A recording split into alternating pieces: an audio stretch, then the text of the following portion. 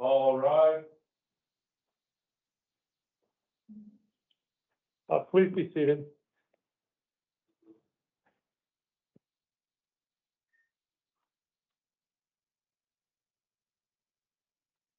This is the 2 a.m. initial appearance calendar for May the 8th, 2026. The court's orders for the taking of DNA and fingerprints that were given on the first calendar of this month shall apply to all matters on this calendar. If you're the victim of a crime with a case pending before this court, you're advised that you have rights under Arizona law.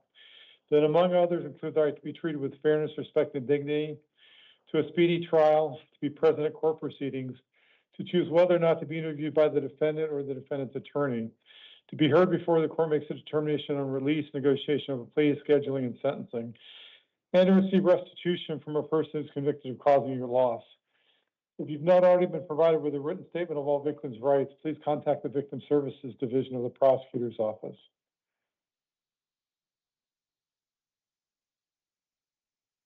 All right, we're going to proceed in the following manner this morning. We're going to call 2 people at a time. The first person is going to come and stand at the podium.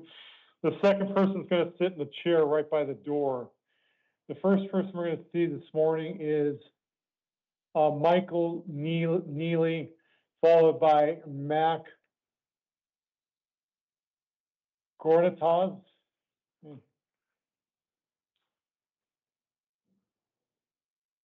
You get here, and I'll be in the chair. Sir, state your name and date of birth, please. Michael Neely, October 6, 1992. All right, sir, you're here on.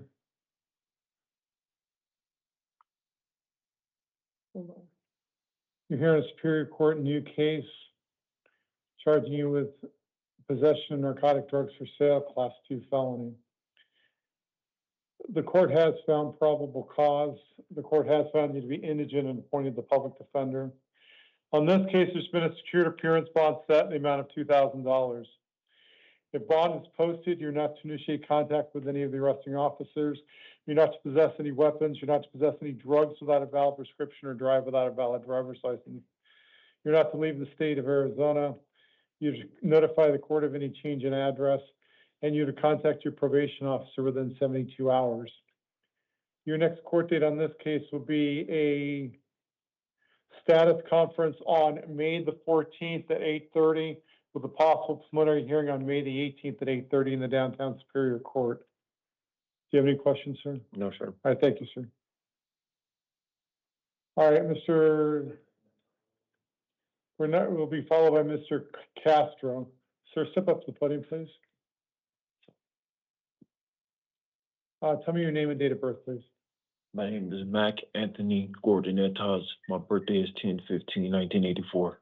Thank you, sir. You're welcome. So you've been charged with aggravated assault, a Class 2 felony, and criminal damage, a Class 1 misdemeanor. The court has found probable causes to those counts. The court at this point has appointed the public defender to represent you.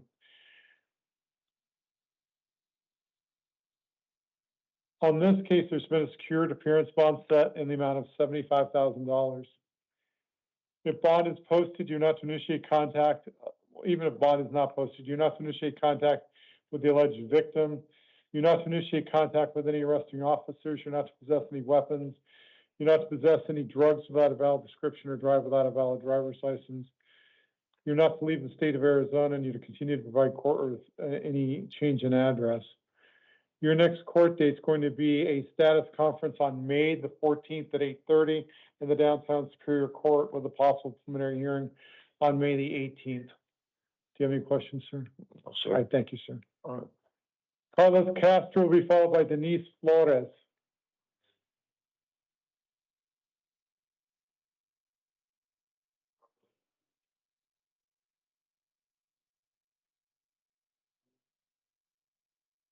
Denise Flores should be on the chair by the door. Sir, your name, Carlos Castro, date of birth, sir? 9194. Thank you.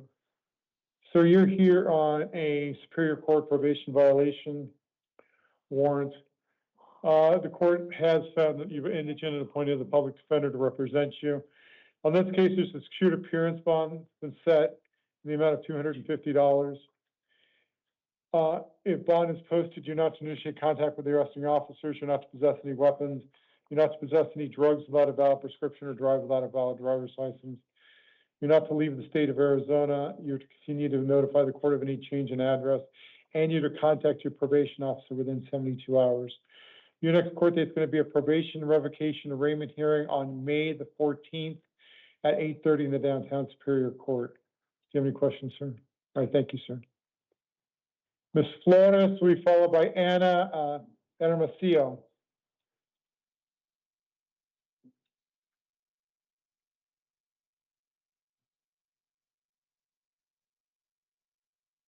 Your name, please, Denise Flores, and your date of birth. 12265. All right, ma'am, you're here on a Superior Court probation violation case. The court has found you to be indigent and appointed the public defender to represent you. On this case, there's been a secured appearance bond set in the amount of $350. If bond is posted, you're not to initiate contact with the arresting officers. You are not to possess any weapons. You're not to possess any drugs without a valid prescription or drive without a valid driver's license. You're not to leave the state.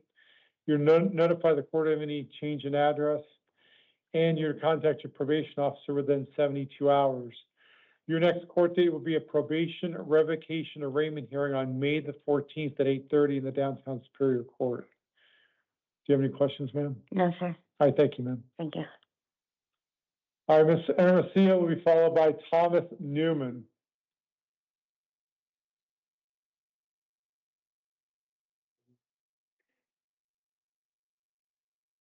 Your name, please. Maricopa County 11290. All right, thank you. Ma'am, you're here on a probation violation case. The court has appointed the public defender to represent you. On this case, there's been a secured appearance bond set in the amount of $350. If bond is posted, you're not to initiate contact with any arresting officers. You're not to possess any weapons. You're not to possess any drugs without a valid prescription or drive without a valid driver's license. You're not to leave the state. You're to notify the court of any change in address, and you're to contact your probation officer within 72 hours. Your next court date would be a probation revocation arraignment hearing on May the 14th at 8:30 in the downtown Superior Court. Do you have any questions, ma'am? No, sir. All right, thank you, ma'am. All right, Mr. Newman will be followed by David Galvez.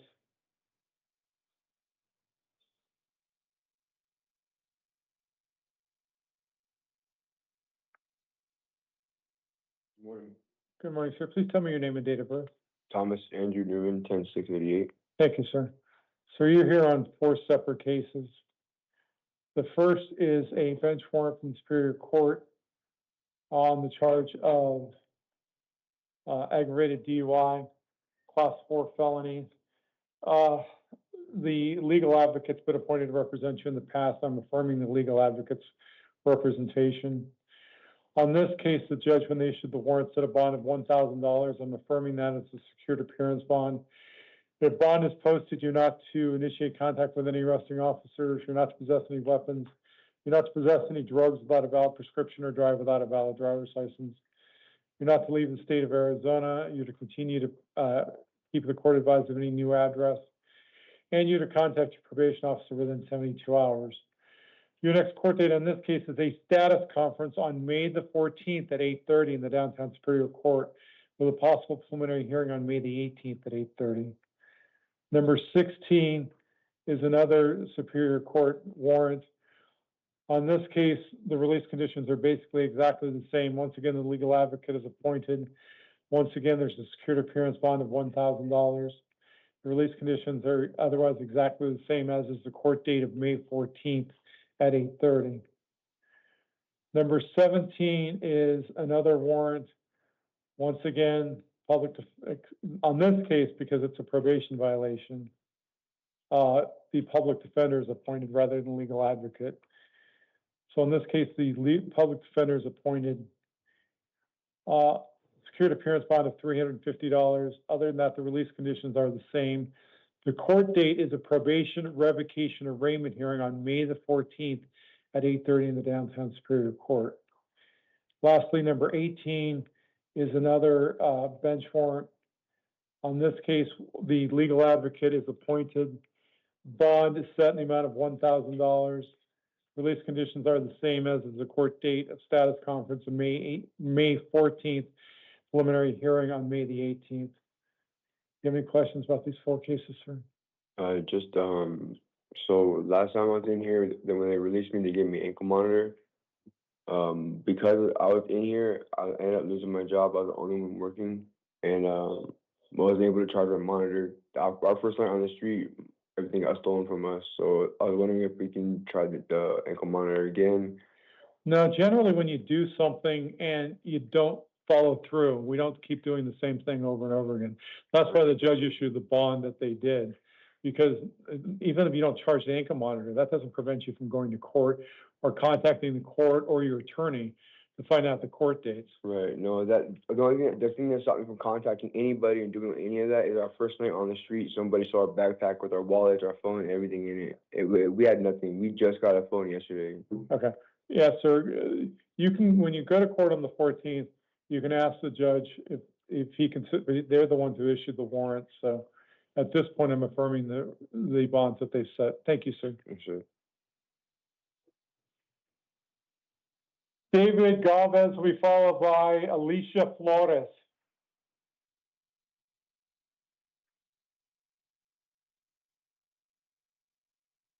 Good morning, sir. Please tell me your name and date of birth. David Jahal Cruz Galvez, August 30th, 1990. Thank you, sir. Sir, you're here on a probation violation warrant.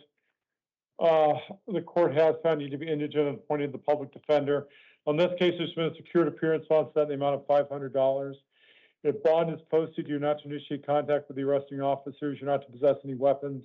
You're not to possess any drugs without a valid prescription or drive without a valid driver's license. You're not to leave the state. You're to notify the court of any change in address, and you're to contact your probation officer within 72 hours. Your next court date will be a probation revocation arraignment hearing on May the 14th at 8:30 in the Downtown Superior Court. Do you have any questions, sir? No. All right, thank you, sir. Ms. Flores will be followed by Paula Coit.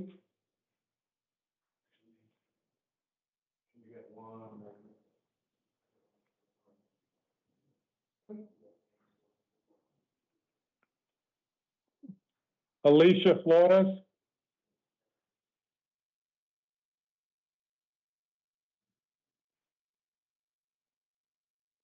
Good morning. Good morning, ma'am. Please tell me your name and date of birth. Alicia Maria Flores, 1993. All right, thank you, ma'am. You're here on a Superior Court probation violation warrant. The court has found you to be indigent and appointed the public defender to represent you. On this case, there's been a secured appearance bond set in the amount of $500. If bond is posted, you're not to initiate contact with the arresting officers. You're not to possess any weapons. You're not to possess any drugs without a valid prescription or drive without a valid driver's license. You're not to leave the state, and you're to notify the court of any change in address. You're also to contact your probation officer within 72 hours. Your next court date will be a probation revocation arraignment hearing on May the 14th at 8:30. Do you have any questions, ma'am? No, just that I was supposed to see my probation officer next week. Okay. Well, they issued the warrant and I've affirmed the bond, so you'll be going to court a week from yesterday, so on May the 14th. All right, thank you. I'm gonna step back over there. Ms. Coit will be followed by Christian Turnlund. Paula Coit.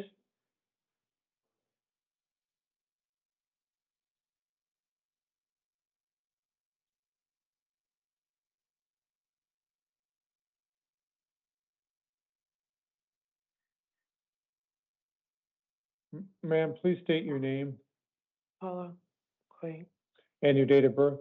2693. Are you here on a justice court warrant from the El Centro Justice Court on the charge of criminal trespass? The court is appointing the public defender pursuant to Rule 6.1B. On this case, there's been a secured appearance bond set in the amount of $250. If bond is posted, you're not to return to the scene of the alleged crime. You're not to initiate contact with any of the arresting officers. You're not to possess any drugs without a valid prescription or drive without a valid driver's license. You're not to leave the state of Arizona, and you're to notify the court of any change in address. Your next court date would be an arraignment hearing on May the 14th at 8:30 in the El Centro Justice Court. Do you have any questions, ma'am? All right, thank you. Mr. Turnlund will be followed by Julius Kolskar.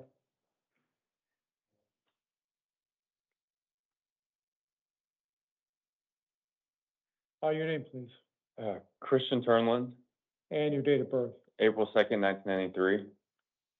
All right, sir, you're here on a probation violation out of Yavapai County Superior Court.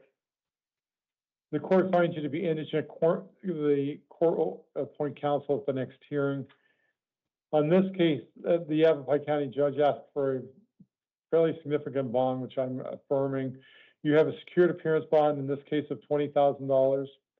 If bond is posted, you're not to initiate contact with any arresting officers. You're not to possess any weapons. You're not to possess any drugs without a valid prescription or drive without a valid driver's license. You're not to leave the state of Arizona. You're to keep the court notified of any change in address, and you're to contact your probation officer within 72 hours. Your next court date will be an arraignment hearing in the Yavapai County Superior Court on May the 13th at 8:30. Do you have any questions, sir? So in the case I don't make bond, they transport me up there? Yes. Okay. May the 13th? Yes, sir. Okay. All right, thank you, sir. Yeah. Mr. Kolskar, we followed by Christopher Myronuk. Yeah, boy, I butchered that name. Sir, your name Julius Kolsar, and your date of birth. 5281. All right, sir, you're here on a new case out of the Goodyear Municipal Court, charging you with shoplifting, a misdemeanor. Yes, sir. I'm not appointing counsel because of the nature of the charge. I am going to release you on your own recognizance. You're not to return to the scene of the alleged crime. You're not to have any contact with any of the witnesses or arresting officers. You're not to possess any drugs without a valid prescription or drive without a valid driver's license. You're not to leave the state of Arizona. And you notify the court of any change in address. Your next court date will be an arraignment hearing on May the 27th at 1 p.m. in the We Goodyear just Municipal Court. Call it guilty as charged. Well, that's not for me to decide here today. Okay. You can plead guilty if you want to on May the 27th at 1 p.m. But on this case, you're going to be released on your own recognizance. All Do right. you have any questions, sir? No, sir. All right, so you can step back over there. Christopher will be followed by Taylor Bowery.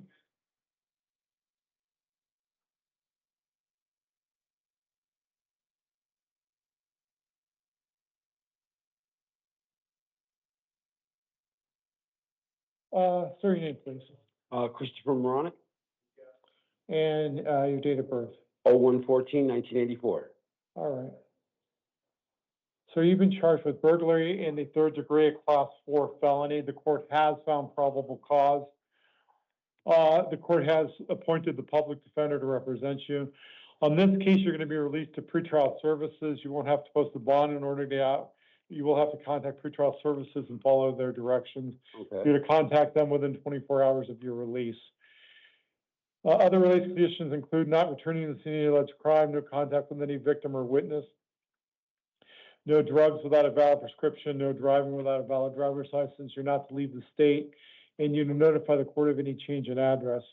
Your next court date would be a status conference on May the 22nd at 8:30 with a possible preliminary hearing on May the 27th. But the next court date you need to worry about is May the 22nd, and you need to make sure you contact pretrial services. You'll be given an envelope with directions about how to do that. Do you have any questions, sir? Yes, the first one you said the court, possible court date on, Your court date is May the 22nd. That's the status conference. That's where you'll meet with an attorney. They'll go over the police reports and everything else with you. okay, If you don't resolve the case that day, then you'll have to come back to court 5 days later. okay, But just don't worry about that second date right now. Just worry about the May the 22nd date. just May 22nd. Yes. Okay, thank Right. you. You also hand you some paperwork, sir. Taylor Bowery will be followed by John Candell.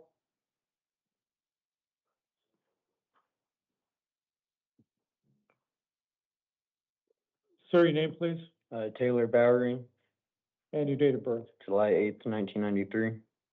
All right, sir, you're here on a new case of possession of narcotic drugs, a class 4 felony. The court has not found probable cause because there's no drug testing done. So just because I don't find probable cause, that doesn't mean the case is going to go away. You still need to make your court dates and do everything that they tell you to do. You're not to leave the state, and you notify the court of any change in address. I'm gonna have to reprint this. I just saw some.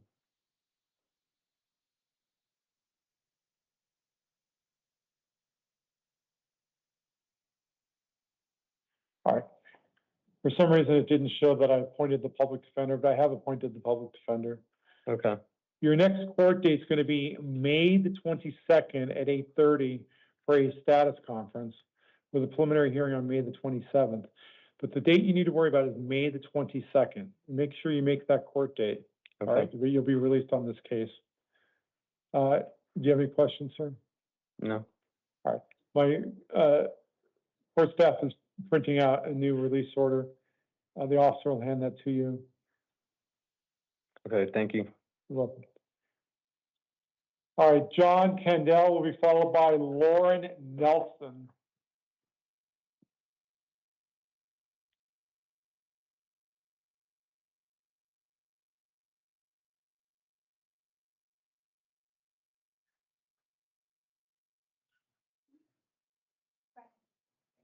Sir, step up to the podium, please. Over here, behind the podium. Okay, I'm sorry. Yes, sir. Okay, sir, tell me your name and date of birth, please. John Joseph Campbell, And your date of birth. 7/13 of 1963. All right, sir, you've been charged with possession of dangerous drugs, a class 4 felony. The court has found probable cause. The court's also appointed the public defender to represent you. Yes, sir. You are going to be released to pretrial services. You'll need to keep in contact with them and follow their directions, but you will not have to post a bond in order to get out. I didn't quite understand it. My hearing has gone down. Okay, you're going to be released to pretrial services. So that means you'll have to contact them. You'll be given an envelope with directions about how to contact them. Contact them and they'll tell you what you need to do. Thank you, sir. Your next court date is going to be a status conference on May the 22nd. So make sure you contact pretrial services and make the court date on May the 22nd. Yes, sir. All right, so the officer will hand you some paperwork.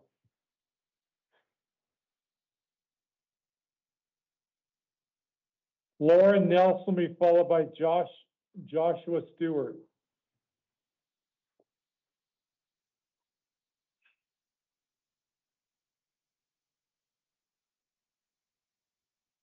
Hi. Good morning, ma'am. Tell me your name and date of birth. Lauren Nelson, October 5th, 1984. All right. Ma'am, you've been charged with 4 counts of disorderly conduct, class 1 misdemeanor, and resisting arrest with passive resistance, a class 1 misdemeanor. At this point, I'm preliminarily finding you indigent. Counsel will be appointed at the next court date, or you're also free to hire an attorney. I'm going to release you on your own recognizance. You're not to initiate contact with any arresting officers. You're not to possess any drugs without a valid prescription or drive without a valid driver's license. You're not to leave the state, and you're to notify the court of any change in address. Okay, Your next court date is going to be in Raymond on May the 26th at 9 a.m. In the Peoria Municipal Court. okay. Do you have any questions? So essentially, it's kind of just up in the air, I guess. I've never been to jail before, so I don't really know what. Yeah, you're going to be released. You'll go to court on the 26th. Okay, and then that would be, okay.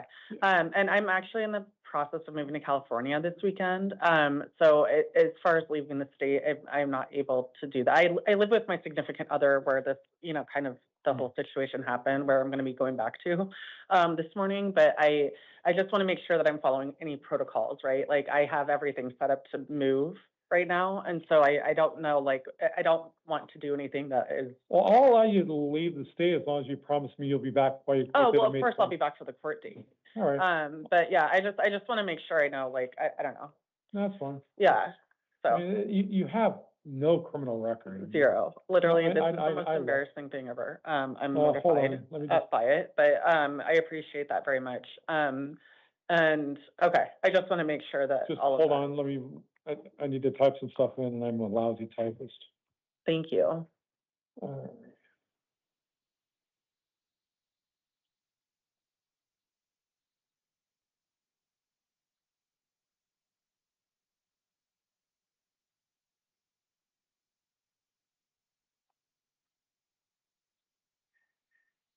All right, I've given you permission to, travel to California as long as you return by May the 26th, 26. Okay, for your court date. okay, Other than that, everything remains the same. The court staff will print out that release order. okay. Thank you very much.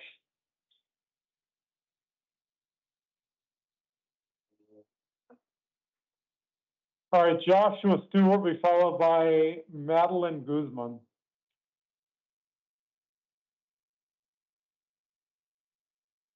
Your name, please. Joshua Stewart, Date of birth. January 19th, 1980. Are you been charged with possessing dangerous drugs, class 4 felony, drug paraphernalia, class 6 felony? The court has found probable cause. The court's also appointed the public defender to represent you. On this case, you're going to be released on your own recognizance. You're not to initiate contact with any arresting officers. You're not to possess or use any illegal drugs.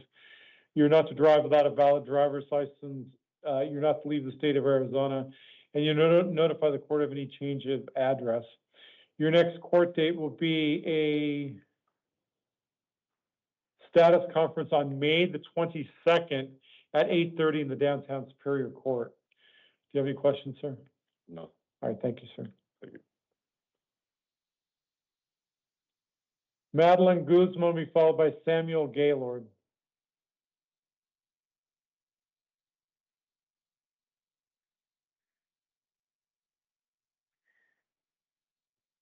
Ma'am, your name Marilyn Guzman, and your date of birth. July 28, 1965. All right. You've been charged with 1 count of fraudulent schemes and artifices, a class 2 felony, 1 count of aggravated taking the identity of another, a class 3 felony, 1 count of forgery, a class 4 felony, and 1 count of theft, a class 2 felony.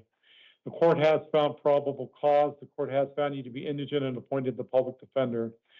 On this case, there's been a secured appearance bond set in the amount of $5,000. If bond is posted, you'd also be subject to pretrial services supervision. You're not to return to the scene of alleged crime. You're not to have any contact with any victim or witness. You're not to consume any drugs without a valid prescription. You're not to drive without a valid driver's license. You're not to leave the state. And you're to notify the court of any change in address. Your next court date is going to be a status conference on May the 14th at 8:30 with a possible preliminary hearing on May the 18th. But the next court date you need to worry about is May the 14th. Do you have any questions? All right, thank you, ma'am. All right, Samuel Gaylord.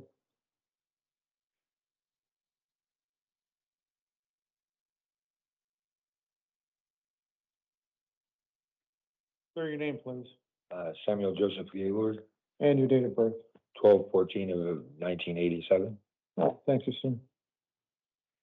All right, sir, you're here on a new case charging you with possession of dangerous drugs, a class 4 felony, and possession of drug paraphernalia, class 6 felony. The court has found probable cause on the drug paraphernalia account only. The court has found you to be indigent and appointed the public defender to represent you. On this case, you're going to be released to pretrial services. You won't have to post a bond in order to get out. You'll need to keep in contact with pretrial services and follow their directions. You're to contact pretrial services within 24 hours of being released. You're also not to initiate contact with any arresting officers. You're not to possess any drugs without a valid prescription or drive without a valid driver's license. You're not to leave the state, and you're to notify the court of any change in address. Your next court date is a status conference on May the 22nd at 8:30 with a possible preliminary hearing on May the 27th. But make sure you contact pretrial services and make sure you make your court date on May 22nd. Do you have any questions? Yeah, so am I getting out tonight or? It'll be sometime tomorrow, or, well, today, since it's 2 a.m. now, but it'll be later today, Okay, as long as you don't have any other cases, okay, but you'll be released on this case. okay. All right, thank you, sir. The officer from April. All right. Before we get going on the 3 FOJs and the 2 interpreter cases, I'm going to make a record on the house calls. Number 30, we already did. We did that through Teams and a tablet. And I did set a $300 bond on Miss Mitchell's case and appointed the public defender. On number 7, Miss Doss, the court's inclination is a bond of $250. On Mr. Barnes, the court's inclination is a bond of $25,000 cash only bond. If the court does not follow its inclination on Barnes or Doss, the court will come back on the record and make whatever corrections are necessary. All right, Charmaine Carrington.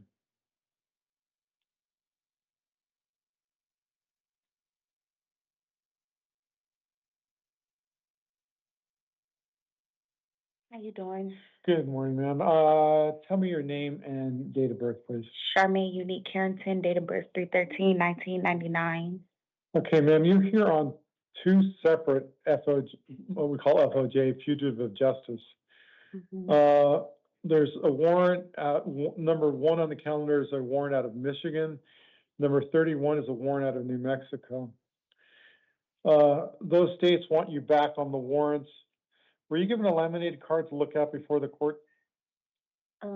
Yes, I was only aware of the Michigan one, but not the New Mexico one. Okay, well, you've got that one too.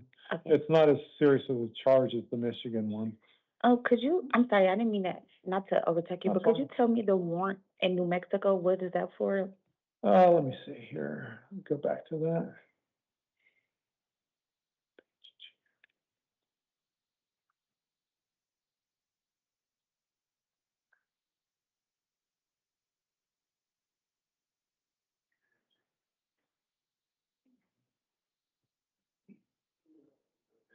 It's for larceny and forgery.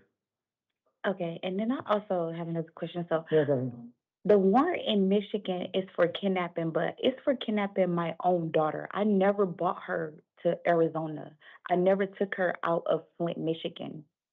So Yeah. how can I begin charged with kidnapping? Well, I just moved here, moved back here. I can't go over, I can't give you legal advice. Mhm. All I can tell you is Michigan has issued this warrant. Yeah. It's a fully extraditable warrant. You're free to contact counsel, but I can't give you any legal advice or anything like that. But you have to make a choice today.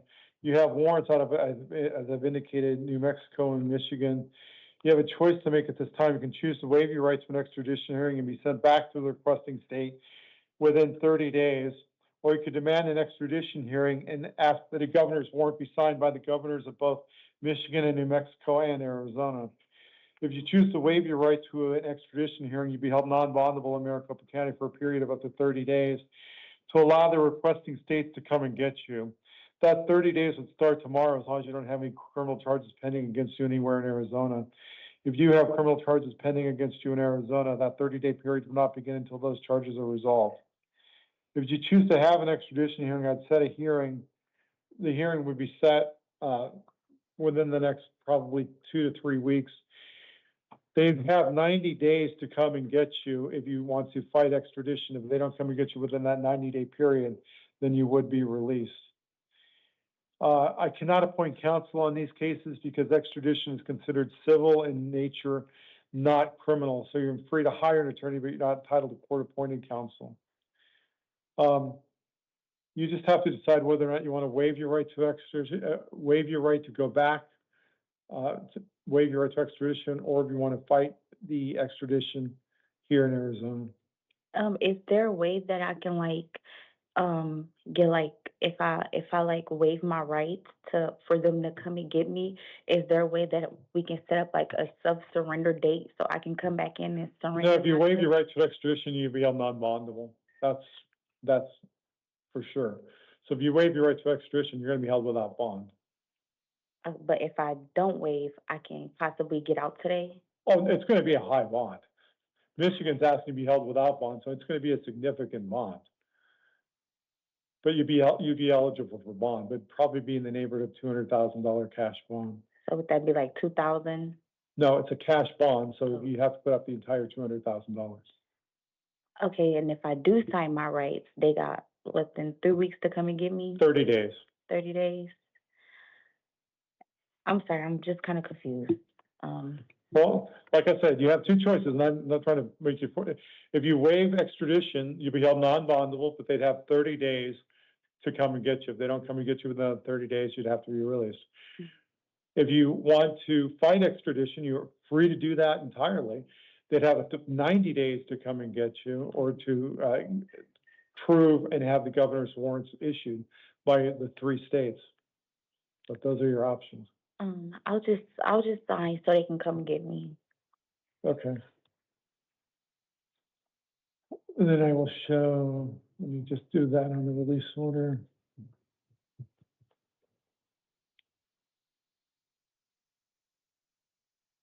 And they don't let you just self-surrender? No. Even though this is from my own child that I didn't bring to Arizona? No. They want you held without any bond at all, even if you, so no, Michigan very much wants you held in custody. All right.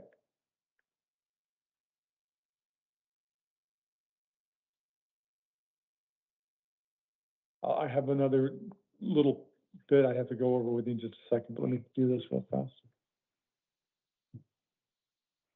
All right. Do you understand you don't have to sign the extradition paperwork? You have the right to fight it?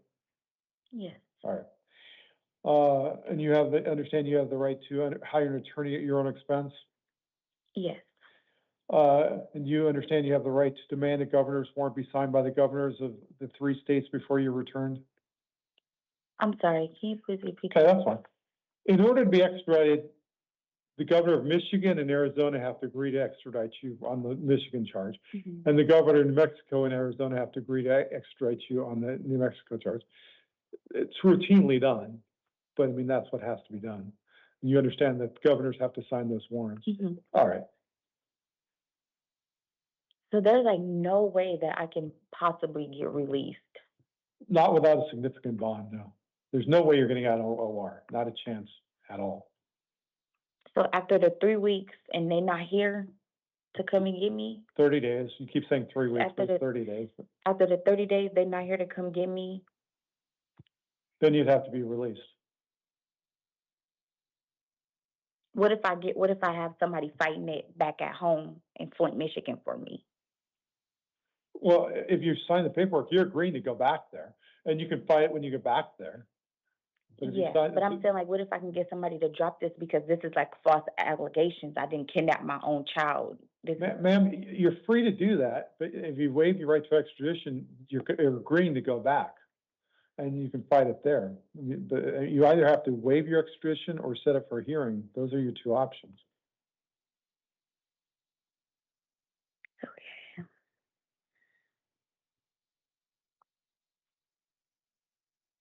All right. Do you want to give up those rights that we've talked about in order to sign the paperwork and agree to go back? Yes, because I don't want to stay here for 90 days. All right. Has anybody threatened you to get you to sign the paperwork? No. Have you had any drugs, alcohol, or medication within the last 24 hours that affect your ability to think clearly? No. All right. I find that you've knowingly, intelligently, voluntarily agreed to waive extradition. So we will show that you're waiving extradition. You are gonna have a status conference on May the 18th. That'll be in 10 days. They keep these status conferences just so you don't get lost in the jail.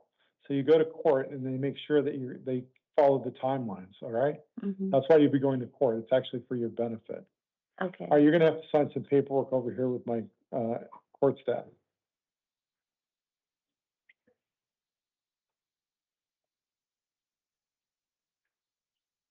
So you're getting signed. Can we get another person brought in, or you have to keep one of them back there? Let's just wait. Let's just bring in, we're near the end here. Nah, that's fine. We have 2 more extraditions.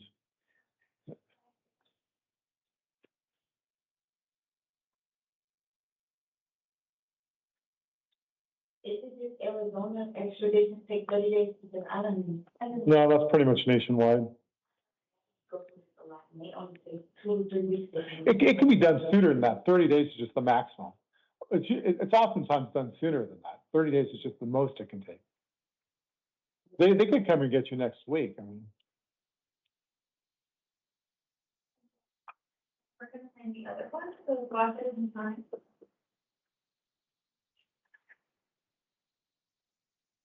Sign one more time.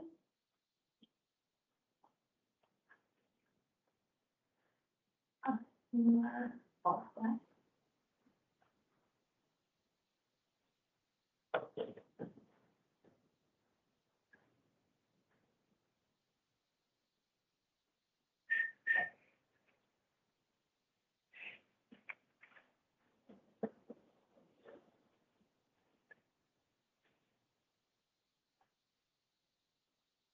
And this is for signature on the first page. okay.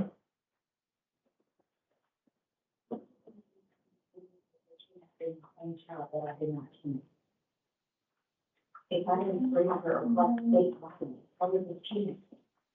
And then That's not for you across state lines. You can go, And I still have custody of my child.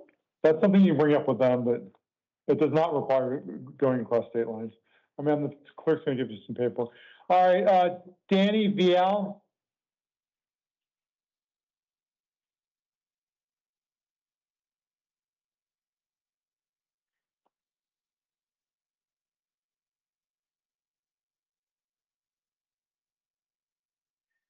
Sir, state your name and date of birth, please.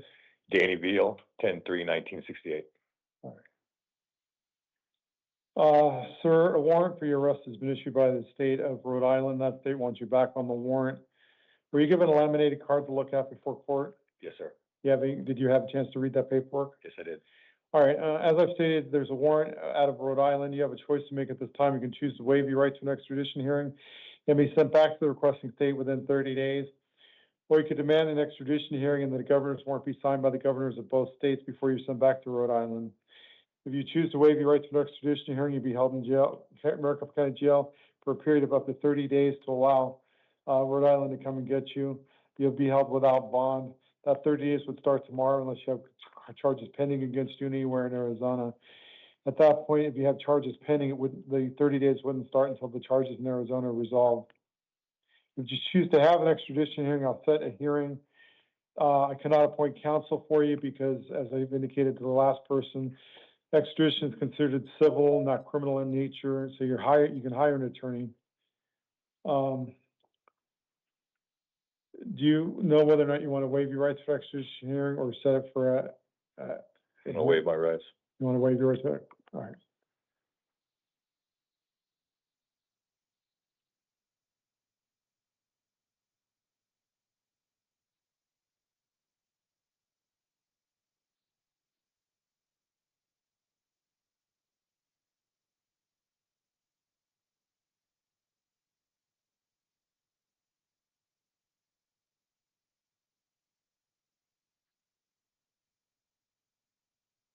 I will show that the defendant wants to waive his right to extradition hearing. Do you understand you don't have to sign the paperwork to waive your rights?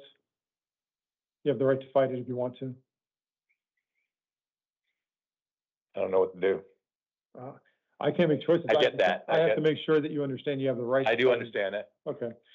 You understand you have the right to hire an attorney at your own expense if you want to do that? Mhm. You have to answer yes or no. Yes. Okay. And you understand you have the right to demand a governor's warrant be signed by the governors of both Rhode Island and Arizona before you return? Yes. And you understand that you'll be held, you'd have the right to bond, although given the nature of the case, your bond would be exceedingly high if you wanted to fight it. And do you want to give up all those rights in order to sign the paperwork? I'm gonna waive my rights. Okay. Has anybody threatened you or promised you anything to get you to sign the paperwork? No. If you had any drugs, alcohol, or medications the last 24 hours that affect your ability to understand what you're doing here today? No. All right, I find that you've knowingly, intelligently, and voluntarily waived your right to an extradition hearing. I'm directing the sheriff's office to notify Rhode Island that you're ready to be returned. The requesting state shall have 30 days from tomorrow to pick you up unless you have local charges pending. Do you have any questions? Yes, sir. All right. You'll have to sign some paperwork over here with my court staff.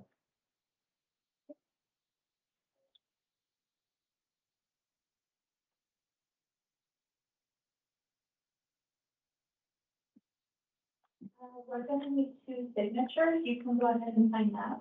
Okay. And sign one more thing.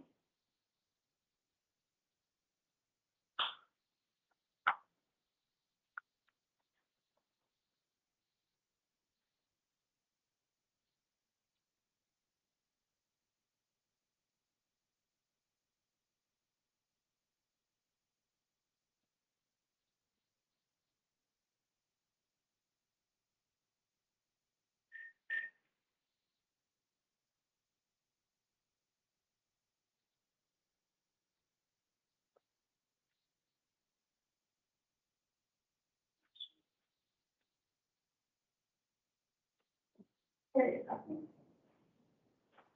And yeah. All right, Morgan Alex.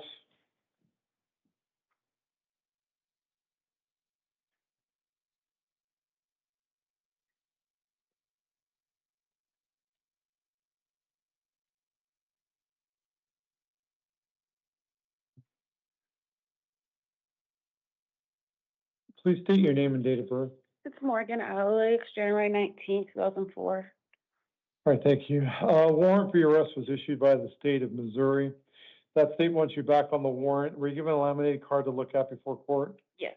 So as I've indicated, you have a warrant from Missouri. You have a choice to make at this time. You can choose to waive your right to an extradition hearing and be sent back to Missouri within 30 days, or you can demand an extradition hearing and that a governor's warrant be signed by the governors of both states before you're sent back.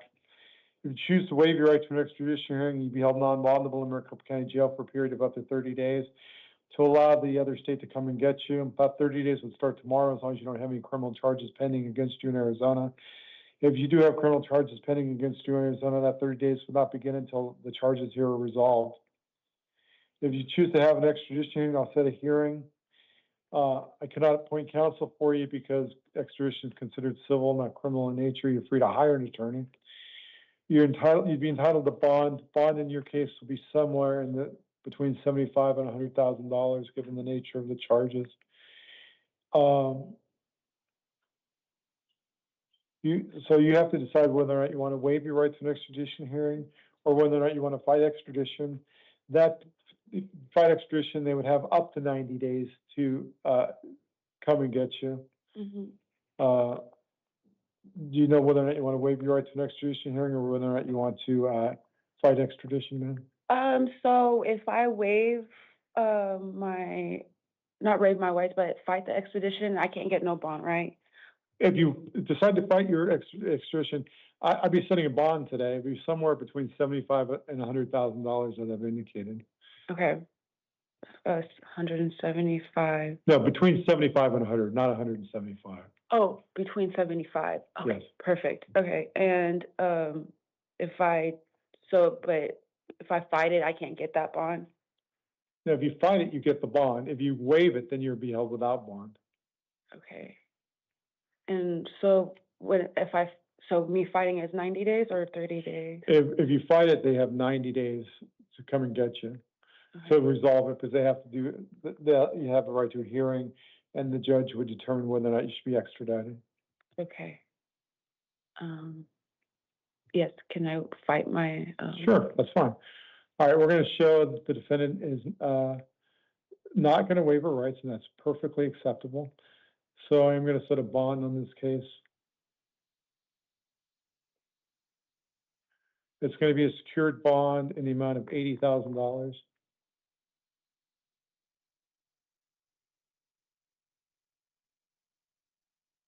$80,000, you said? Yes. And, Would it be low, so, I'm sorry, Yeah, go ahead. Your Honor, Yeah. so would it be, so my bond is set as that even if I don't fight for it no more, or it's for the 30 days? if you decide to waive your right to petition hearing, you're not gonna have any bond at all. You're gonna be held without bond. Oh, no, like, if I just, so if I don't do anything at all, and I just do the full 30 days, do I still get a bond? No. If No. you waive your right to an extradition hearing and ask them to come and get you within the 30 days, you'd be held without bond. Okay, If you waive your right to an extradition hearing, no bond, okay. okay? So it's either waive or fight, right? Yes, so there's your options. Okay, I'll fight then. Okay, cool. All right. So your next court date is going to be a fugitive justice hearing on May the 18th at 1:30. As I've indicated, bond was set in the amount of $80,000. There's really no other release conditions because on it's civil, so it's an $80,000 bond. Your next court date's May the 18th. You have any other questions, ma'am? All right, you won't need to sign anything, but the clerk will give you some paperwork in just a minute. You could probably have a seat back where you were, and we'll see if we can get the interpreter matters done. Did you get the paperwork?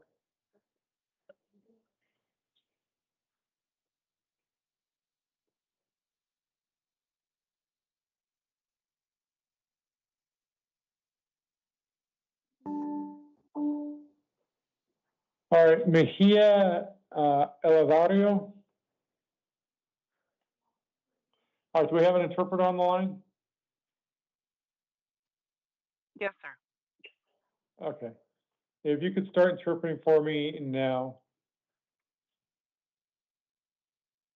Yes, go ahead, sir. All right, sir, state your name. Señor, por favor, diga su nombre.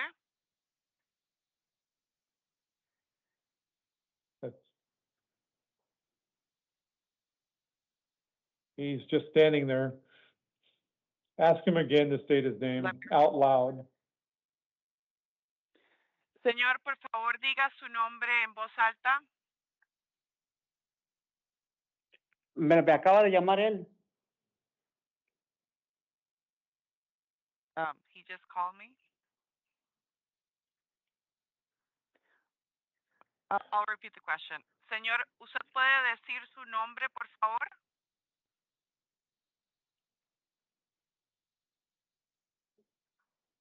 State your name. Señor, diga su nombre. Él lo ha dicho. Repítalo, señor, diga su nombre. Él lo dijo correcto, era mi nombre el que llamó. Sir, I'm asking you to state your name. I don't care if I said it or not. Señor, Tell me your name. Señor, no importa si él lo dijo o no, usted puede, él está preguntando que diga su nombre.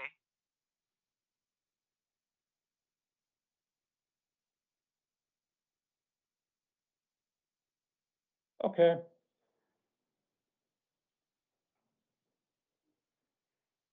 I'm noting the defendant is being extremely uncooperative with the court. Okay, estoy imponiendo que usted no está cooperando con la corte. I was inclined to release him, but I'm going to hold him on bond because I find that he's not going to follow the court's order since he's incapable of answering a simple question. Yo lo iba a poner en libertad, pero ahora viendo que usted no está cooperando porque no puede tan siquiera responder a una simple pregunta, vamos a mantenerlo acá retenido.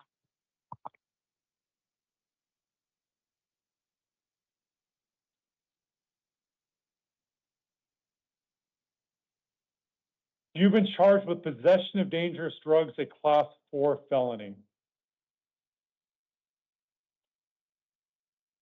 Usted ha sido acusado por posesión de drogas peligrosas que conlleva una pena de un delito grave.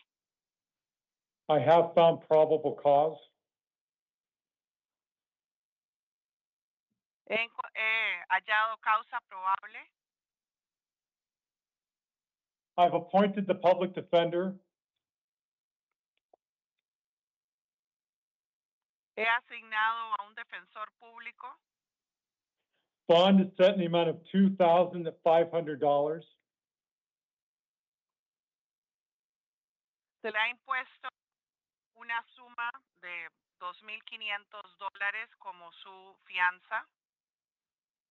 Your next, we need to change the court date because he'll be in custody.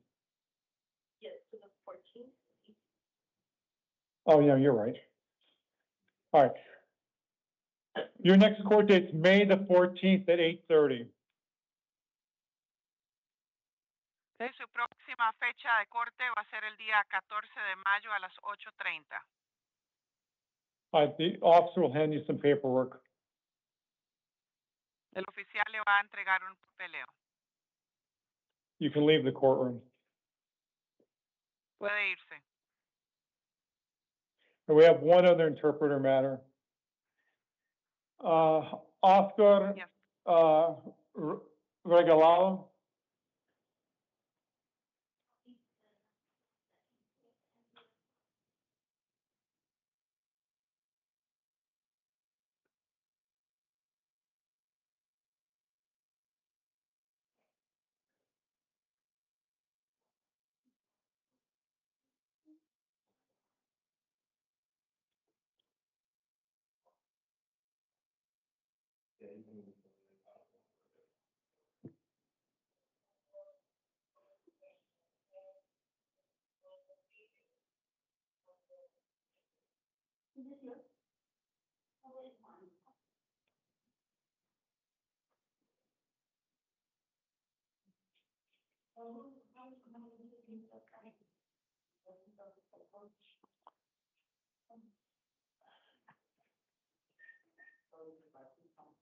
While we're waiting for number 27, it's going to be done off chain. I'm going to do a warrant.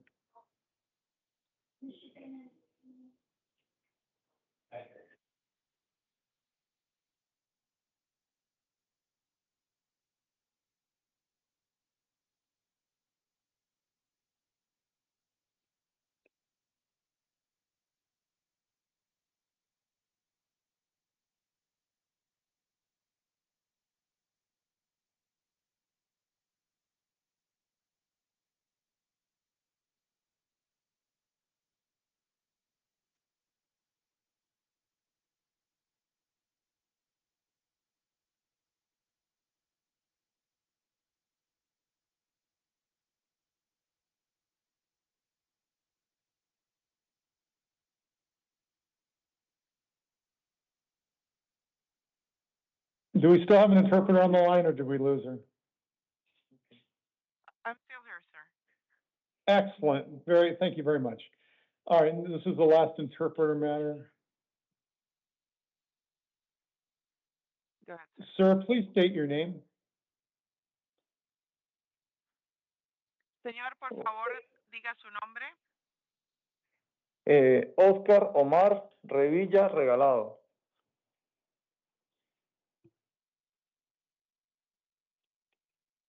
Oscar Omar Revilla Regalado. Sí, señor.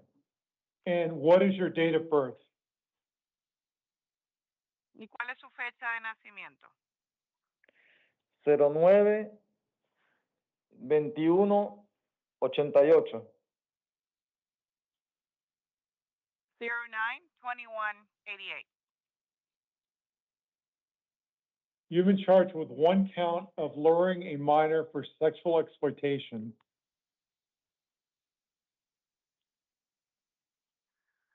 Usted está siendo acusado de un cargo de captación de un menor para la explotación sexual.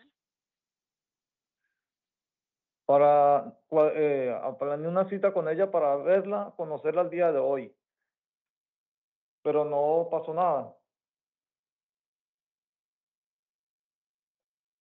I mean, I scheduled I was gonna go on a date with her to see her today. But I mean, not to meet her today, but nothing happened. I've reviewed the paperwork and I have found probable cause. Bueno, yo he revisado la documentación y tengo una causa probable. I have appointed the public defender to represent you. He asignado un defensor público para que lo represente. On this case, there's been a cash-only bond set in the amount of $150,000.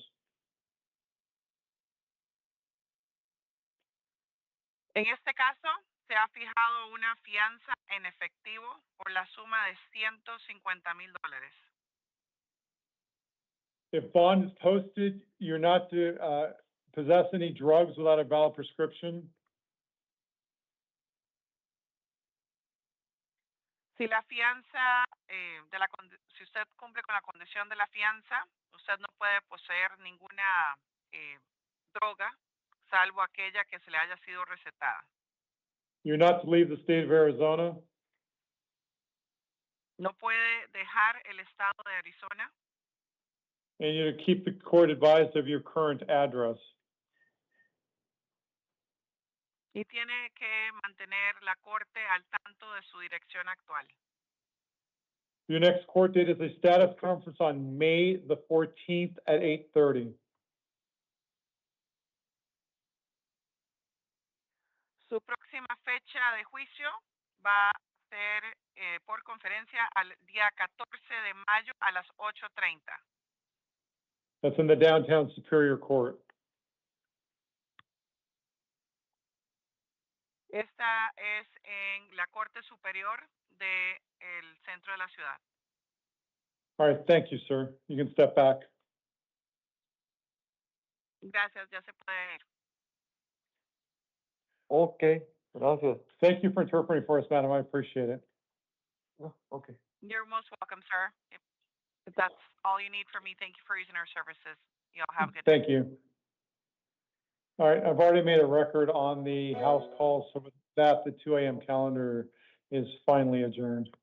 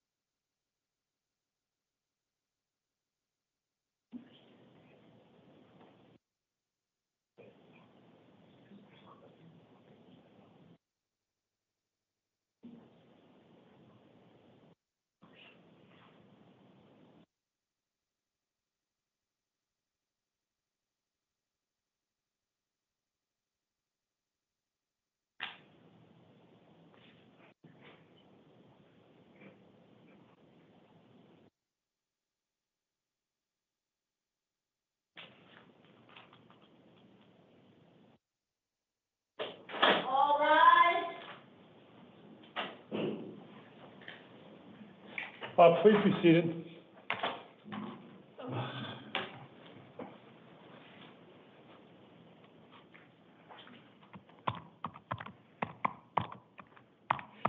All right, this is the 5 a.m. calendar, initial appearance calendar for May the 8th, 2026. The court's orders for the taking of DNA and fingerprints that were given on the first calendar of this month shall apply to all matters on this calendar. If you're the victim of a crime with a case pending before this court, you're advised you have rights under Arizona law that, among others, include the right to be treated with fairness, respect, and dignity, to a speedy trial, to be present at court proceedings, to choose whether or not to be interviewed by the defendant or the defendant's attorney, to be heard before the court makes a decision on release, negotiation of a plea, scheduling, and sentencing, and to receive restitution from a person who's convicted of causing your loss. If you've not already been provided with a written statement of all victims' rights, please contact the Victim Services Division of the Prosecutor's Office. All right, we're going to proceed in the following manner this morning. We're going to call two people. The first person is going to stand at the podium. The second person will sit in the chair by the door. The first person we're going to see this morning is Raymond Vallejos, followed by Rachel Albury.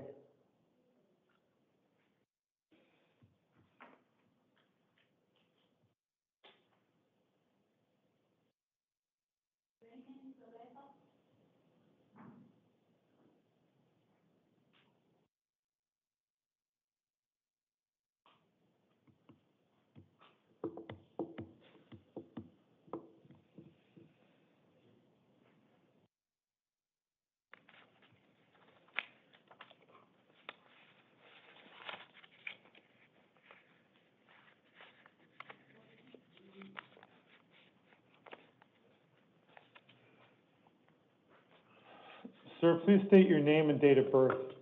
Brandon Vallejos, birthday 12/26/60. All right, thank you, sir. Sir, you're here on two cases. First, number one on the calendar is a warrant from the Havasupai Justice Court for misdemeanor assault. The court finds that you're indigent, ordered appointing the Public Defender's Office to represent you. On this case, there's been a bond set in the amount of $200. It's a secured appearance bond. If bond is posted, you're not to initiate contact with the arresting officers.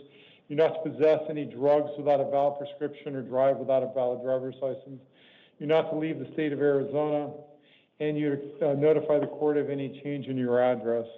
Your next court date on this case is an arraignment hearing on May the 13th at 8:30 in the Havasupai Justice Court. Number two on the calendar is a Superior Court warrant on the charges of possessing a weapon by a prohibited possessor, possessing dangerous drugs. Those are both Class 4 felonies, and drug paraphernalia, Class 6 felony. Once again, the public defender is appointed to represent you. On this case, there's a secured appearance bond in the amount of $500. Other than that, the release conditions are the same. Your court date on this case is a status conference on May the 14th at 8:30 with a possible preliminary hearing on May the 18th at 8:30 in the Superior Court in downtown Phoenix. Do you have any questions, sir? No. All right, thank you, sir. You can step back. Ms. Albury will be followed by, you can step back too. Rachel Albury will be followed by Jason Kawamoto.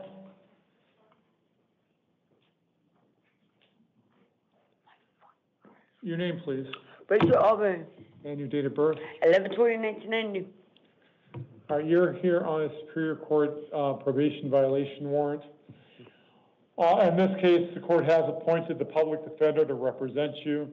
There's been a secured appearance bond set in the amount of $500. If bond is posted, you're not to initiate contact with any arresting officers. You're not to possess any weapons, no drugs without a valid prescription. You're not to leave the state of Arizona. You're to continue to reside at an address to provide the court, and you're to contact your probation officer within 72 hours. Your next court date will be a probation revocation arraignment hearing on May the 14th at 8:30. Do you have any questions? So do I stay here or do I go to home? You stay here unless you post a $500 secured appearance bond. So how much is like that? Because I only make Social Security and my aunt doesn't get the money and they can't bond me out. Okay, if they can't bond you out, then you remain in custody until your next court date next week. All right, thank you. Maybe you can step back over there. I don't think so. All right, Mr. Kawamoto will be followed by Destiny Sanchez Ramirez.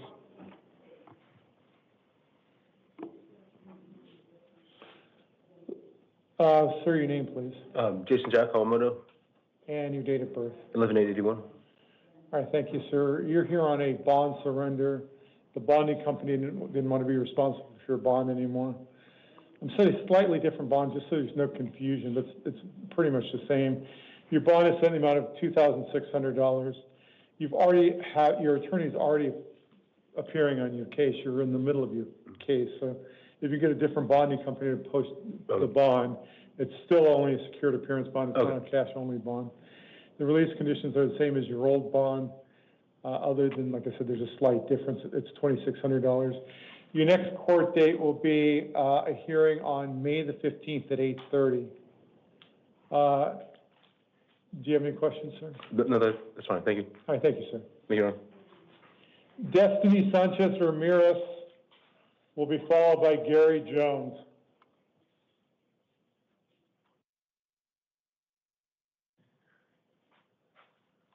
Your name, please, ma'am? Destiny Pauline Ramirez Sanchez, And your date of birth. 3/11/01. Ma'am, you're here on 4 separate, looks like, mostly municipal court warrants. Number 5 is a warrant from the Surprise Municipal Court on the charge of disorderly conduct. On that case, there's been a bond set, the amount of $50. It's a cash bond. I've appointed counsel. Counsel will be appointed at the next court date pursuant to Rule 6.1. If bond is posted, you're not to initiate contact with any arresting officers. You're not to possess any drugs without a valid prescription. No driving without a valid driver's license. You're to notify the court of any change in address, and you're to contact your probation officer within 72 hours. Number 8 is another Surprise Municipal Court warrant. Once again, bond, $50, cash-only bond. Release conditions are exactly the same. Your court date is arraignment on May the 12th at 1:30. Number 9 is another Surprise Municipal Court warrant, also for disorderly conduct and criminal damage. Once again, there's a cash bond of $50. There's an arraignment hearing on May the 12th at 1:30. Counsel will be appointed at the next court date pursuant to Rule 6.1. Lastly, number 11 on the calendar is the last warrant out of the municipal court in Surprise for disorderly conduct and criminal damage. It's a $50 secured appearance bond. So on all 4 cases, there's a $50 bond on each of them. So it's a total of $200. Your next court date on this case is also May the 12th at 1:30. Do you have any questions about these cases, ma'am?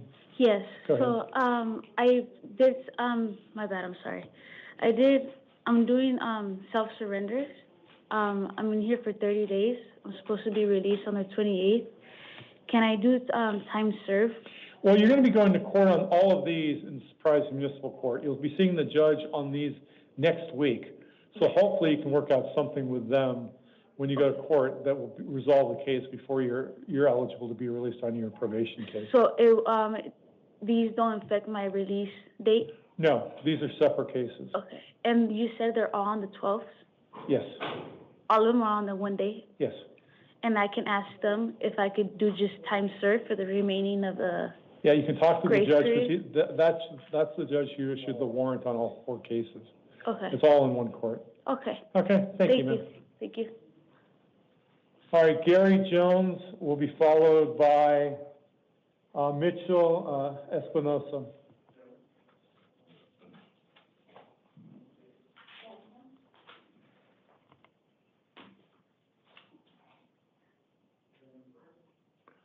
Sir, please state your name Gary Jones, and your date of birth, sir. 10/6/1980.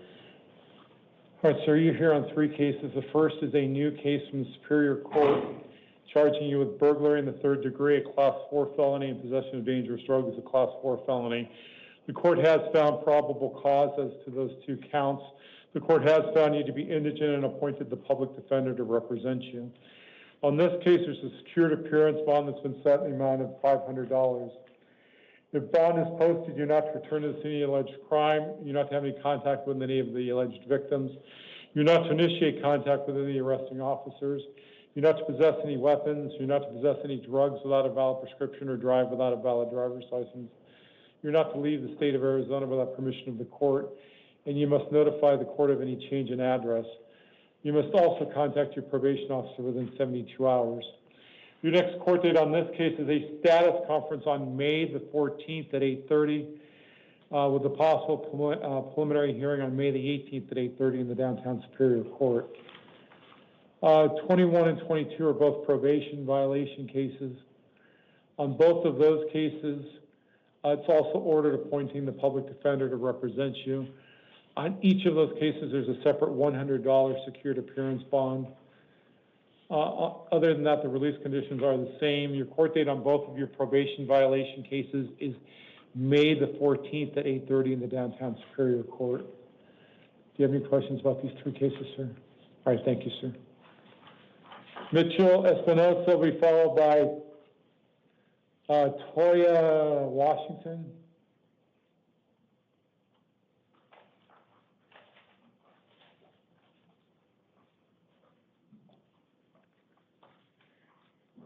Sir, please state your name Metro Espinosa, and your date of birth, sir.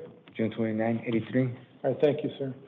So you're here on a bench warrant from the Superior Court on the charge of possessing dangerous drugs, a Class 4 felony. On this case, the public defender's already been appointed to represent you, so I'm affirming the public defender's representation. On this case, there's been a secured appearance bond set in the amount of $1,000. If bond is posted, you're not to initiate contact with any arresting officers. You're not to possess any drugs without a valid prescription or drive without a valid driver's license. You're not to leave the state of Arizona without permission of the court, and you must notify the court of any change in your address. Your next court date will be a status conference on May the 14th at 8:30 in the downtown Superior Court, with a possible preliminary hearing on May the 18th. Do you have any questions about this case, sir? Yeah. All right, thank you, sir. Ms. Washington will be followed by Douglas Horton.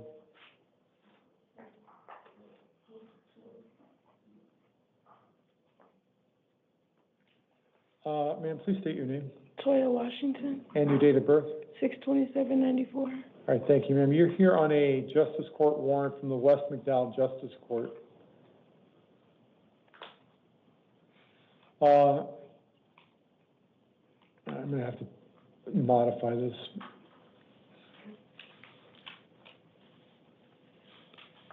I know, Just wait 1 second, ma'am. I'll let you say something, but I have to check something on the computer. oh, okay.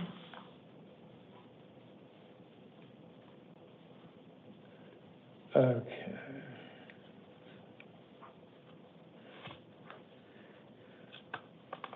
All right, I am going to appoint the public defender because there's a bond that the judge asked to be set in this case. Huh? I'm appointing the public defender. The judge, when they issued the warrant in Justice Court, asked for a bond of $2,500. What? The judge, when they issued the warrant, asked for a bond of $2,500. I'm setting a secured appearance bond, however, in the amount of $500, which I consider to be more reasonable. So bond is set as a secured appearance bond of $500. If bond is posted, you're not to initiate contact with any arresting officers. You're not to possess any drugs without a valid prescription or drive without a valid driver's license. You're not to leave the state. You're to notify the court of any change in your address.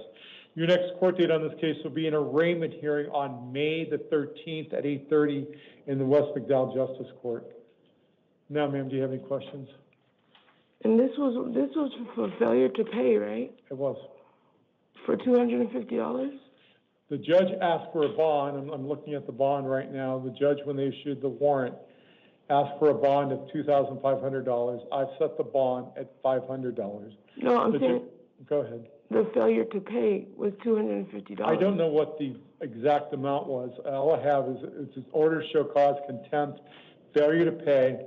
The justice of the peace asked for a $2,500 bond. Your bond is set in the amount of $500. You'll have court next week. All right, thanks, and then you can step back over there.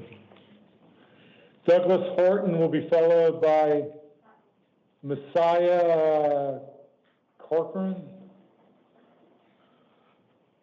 Sir, please state your name Douglas Horton, and your date of birth, sir. 5/26/90.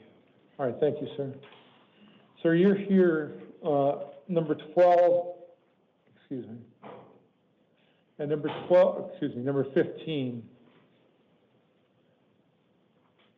is a Superior Court probation violation warrant for a Class 1 misdemeanor. The court has appointed the public defender to represent you.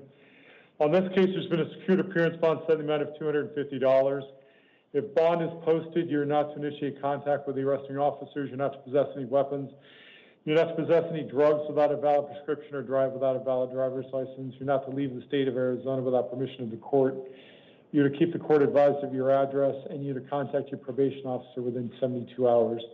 Your next court date on this case is a probation revocation arraignment hearing on May the 14th at 8:30 in the downtown Superior Court.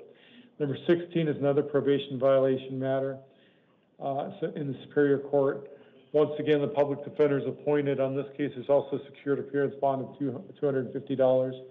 The release conditions are otherwise exactly the same, as is your court date of May the 14th at 8:30. Do you have any questions about these two cases, sir? All right, thank you, sir. You can step back over there. Corcoran will be followed by Christopher Ross.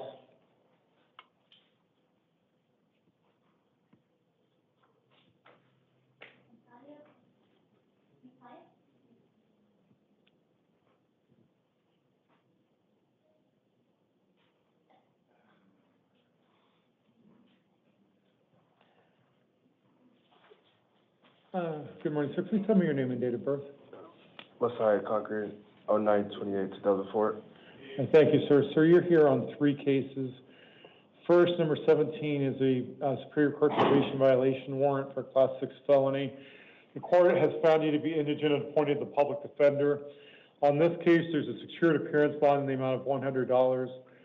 If bond is posted, you're not to initiate contact with any arresting officers, you're not to possess any weapons, you're not to possess any drugs without a valid prescription or drive without a valid driver's license, you're not to leave the state of Arizona, you're to keep the court notified of any change in your address, and you're to contact your probation officer within 72 hours.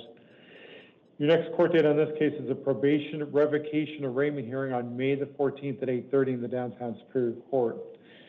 Number 18 is another probation violation warrant. On this case, there's also a secured appearance bond in the amount of $250. The release conditions are otherwise exactly the same, as is the appointment of the public defender. The court date's the same, May 14th at 8:30. Number 19 is a new Superior Court case charging you with being a prohibited possessor of a firearm, Class 4 felony, possession of narcotic drugs and dangerous drugs, Class 4 felonies. Once again, the court finds you to be indigent and appoints the public defender. If I did state it on the record, I did find probable cause. On this case, there's a secured appearance bond in the amount of $1,500. Other than that, the release conditions are the same. Your court date is a status conference on May the 14th at 8:30 with a possible preliminary hearing on May the 18th at 8:30 in the downtown Superior Court. Do you have any questions about these 3 cases, sir? All right, thank you, sir. Christopher Ross will be followed by Milo Beck.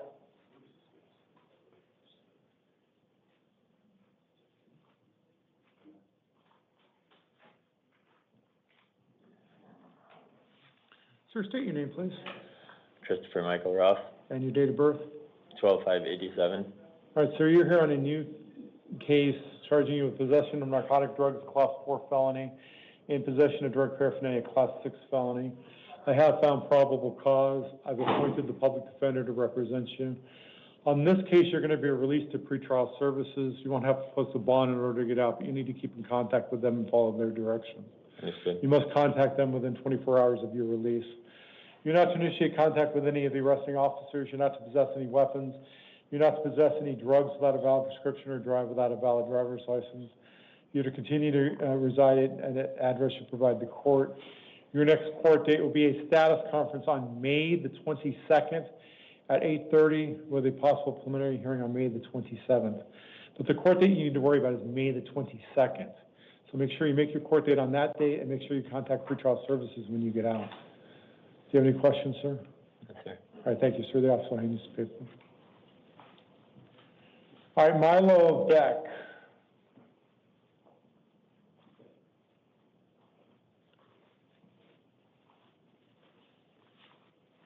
Sir, please state your name Milo Beck, and your date of birth, sir. 10/26/1945. All right, thank you, sir. So you've been charged with one count of hit and run with either death or serious physical injury. It's a Class 3 felony. The court has found probable cause. At this point, the court finds you eligible for a public defender. It's ordered appointing the public defender to represent you. So I've looked at your lack of any criminal history. I'm going to release you on your own recognizance. You're not to initiate contact with any arresting officers. You're not to possess any drugs without a valid prescription or drive without a valid driver's license. You're not to leave the state of Arizona without permission of the court, and you must notify the court of any change in your address. Your next court date will be a status conference on May the 22nd at 8:30 with a possible preliminary hearing on May the 27th. But just worry about the May 22nd date. That's your next court date you need to be at. That's in the downtown Superior Court. Do you have any questions, sir? No, all these dates will be on. It will be. Make sure you don't lose that paperwork. Okay. If you do, just call the public defender's office and they'll be able to help you as well. Okay, and there's no bond, or there is no? You're being released on your own recognizance, so there's no bond or anything else. Just your promise to appear. All right. All right, thank you, sir.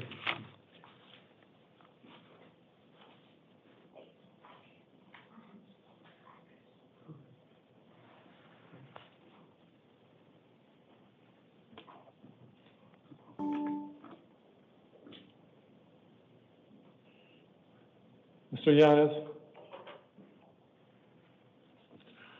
Hi, my name is Nelson. I will be your, so sorry.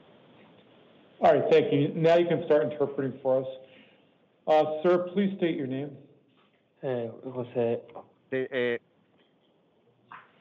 Hola, señor. Mi nombre es Nelson. Voy a ser su intérprete el día de hoy. ¿Me puede decir su nombre, por favor?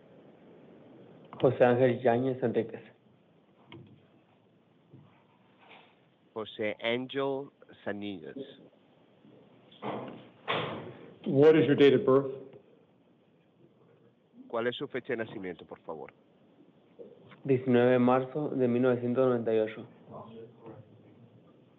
March the 19th, 1998. You've been charged with possessing a weapon while being a prohibited possessor. I excuse you, interpreter, just to confirm that the charge will be possessing a weapon while being prohibited. I'm so sorry. What will be the last word? Will you mind to repeat that to me? A prohibited possessor. Thank you so much. Entonces, los cargos que usted tiene en el momento es poseer un arma mientras usted tenía prohibido poseerla. I have found probable causes to that count. He encontrado causas probables para esos cargos. I have appointed the public defender to represent you. Le he puesto un defensor público para que lo pueda defender. You are going to be released on your own recognizance. Usted será liberado bajo su propia responsabilidad. You are not to possess any weapons while on release. Mientras esté en libertad, no puede poseer ningún tipo de armas. You're not to possess any drugs without a valid prescription. No puede poseer o estar con ningún tipo de drogas a menos que tenga una receta válida para la misma. You are not to leave the state of Arizona without permission of the court. No puede dejar el estado de Arizona sin el permiso de la corte. If you change your address, you must notify the court of any new address. Si por alguna razón cambia de donde vive, debe dejar saber a la corte su nueva dirección. And you must submit to fingerprinting. Y debe someter sus huellas digitales. Your next court date will be a status conference on May the 22nd at 8:30. Su próximo día de corte para el estado de la conferencia será puesta para mayo 22 a las 8:30. There's also a possible preliminary hearing on May the 27th at 8:30. También hay una posible audiencia preliminar en el 27 de mayo a las 8:30. But you need to make sure you're in court on May the 22nd. Pero debe asegurarse de estar en la corte en mayo 22. Do you have any questions, sir? ¿Tiene alguna pregunta, señor? ¿A qué hora era el 22 de mayo? At what time will be on May the 22nd? 8:30 in the morning. 8:30 de la mañana. The time and location will be on the paperwork the officer will hand you. Todas las informaciones estarán en los documentos que el oficial le va a proveer. All right, thank you, sir. This is And thank you for speaking. interpreting. Is there anything else that I can assist with? No, thank you for interpreting for You're us, sir. I welcome. appreciate it. You're welcome. Thank you for calling Lionbridge. Interpreter 1075 disconnecting now. Bye-bye.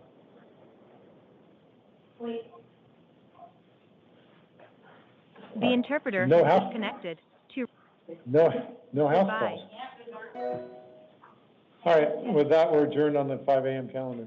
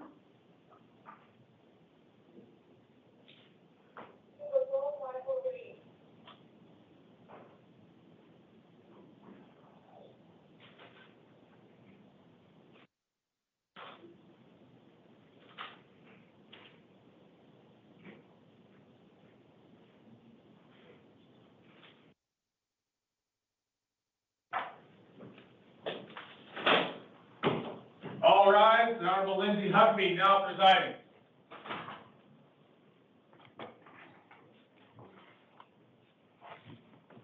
Thank you. You may be seated. Good morning, Your Honor. Fernando Venegas with the Interpreter's Office. Good morning, Mr. Venegas.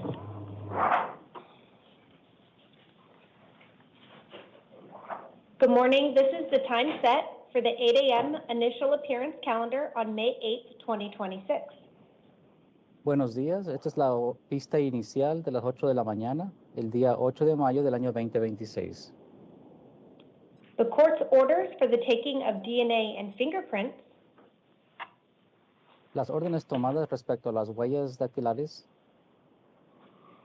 that were given on the first calendar of this month que se emitieron el primero del mes shall apply to all matters on this calendar.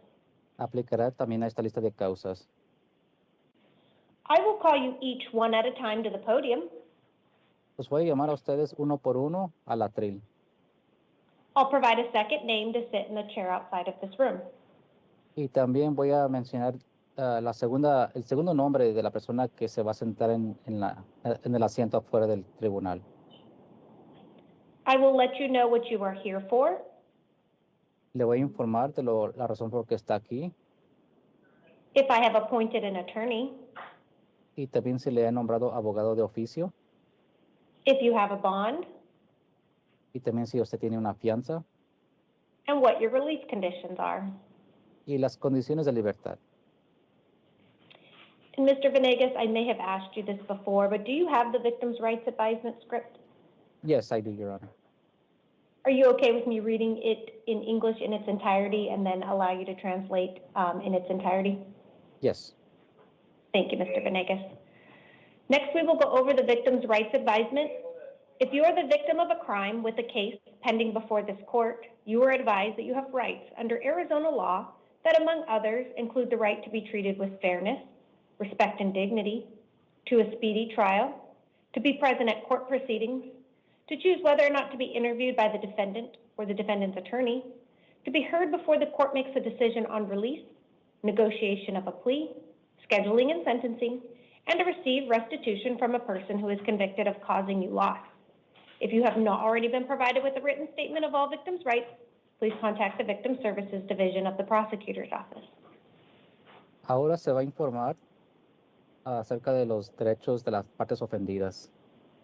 Si usted es la víctima en un caso en proceso ante este tribunal, por la presente se le informa que goza de determinados derechos según las leyes de Arizona, que incluyen, entre otros, el derecho a trato justo, respetuoso y con dignidad, el derecho a un proceso sin demora, de hallarse presente en todas las diligencias sobre este caso ante este tribunal, el derecho a decidir si permite que el inculpado o su abogado lo entreviste a usted, a declarar antes de que el juez determine las medidas cautelares, antes de la negociación de un convenio resolutorio, la programación de las audiencias judiciales, la imposición de la pena y el derecho a la reparación por la parte responsable de inferir los daños y perjuicios sufridos por usted y ocasionados por el delito. Si no ha recibido una guía escrita a los derechos de ofendidos y víctimas, sírvase de llamar a la sección de servicios para víctimas y ofendidos de la oficina de la Fiscalía del Condado. If we could start with Alfredo to the podium and Ramon to the chair. Vamos a empezar con el señor Alfredo, pásale al atril y luego Ramón tomará asiento en la silla.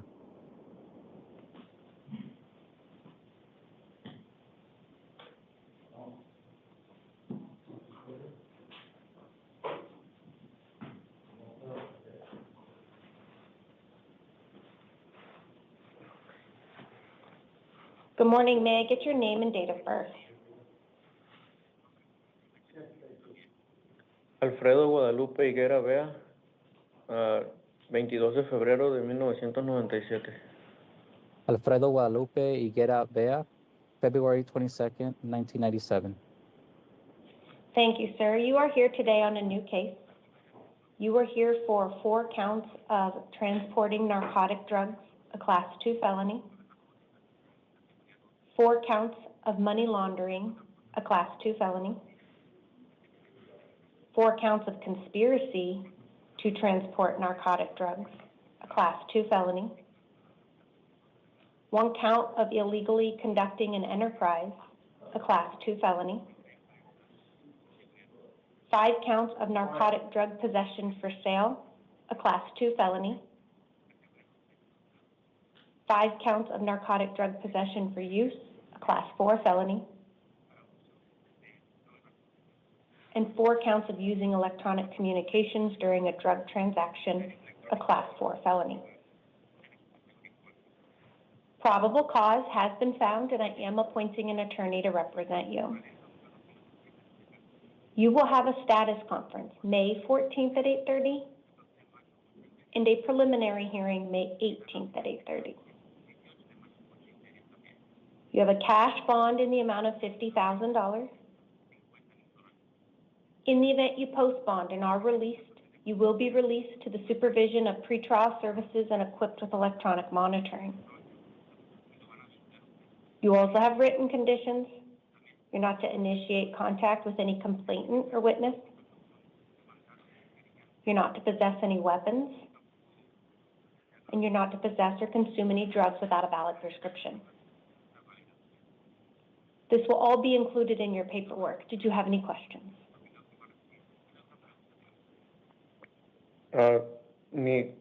Si el abogado hoy o hasta cuándo?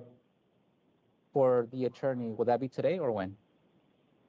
You will meet with your attorney the day of your next hearing, which is May 14th.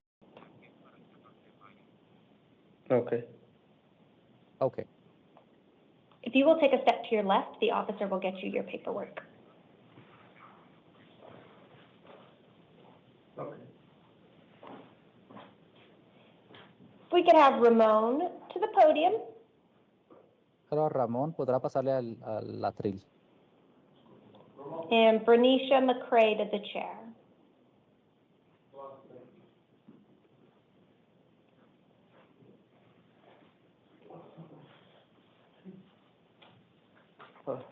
May I get your name and date of birth?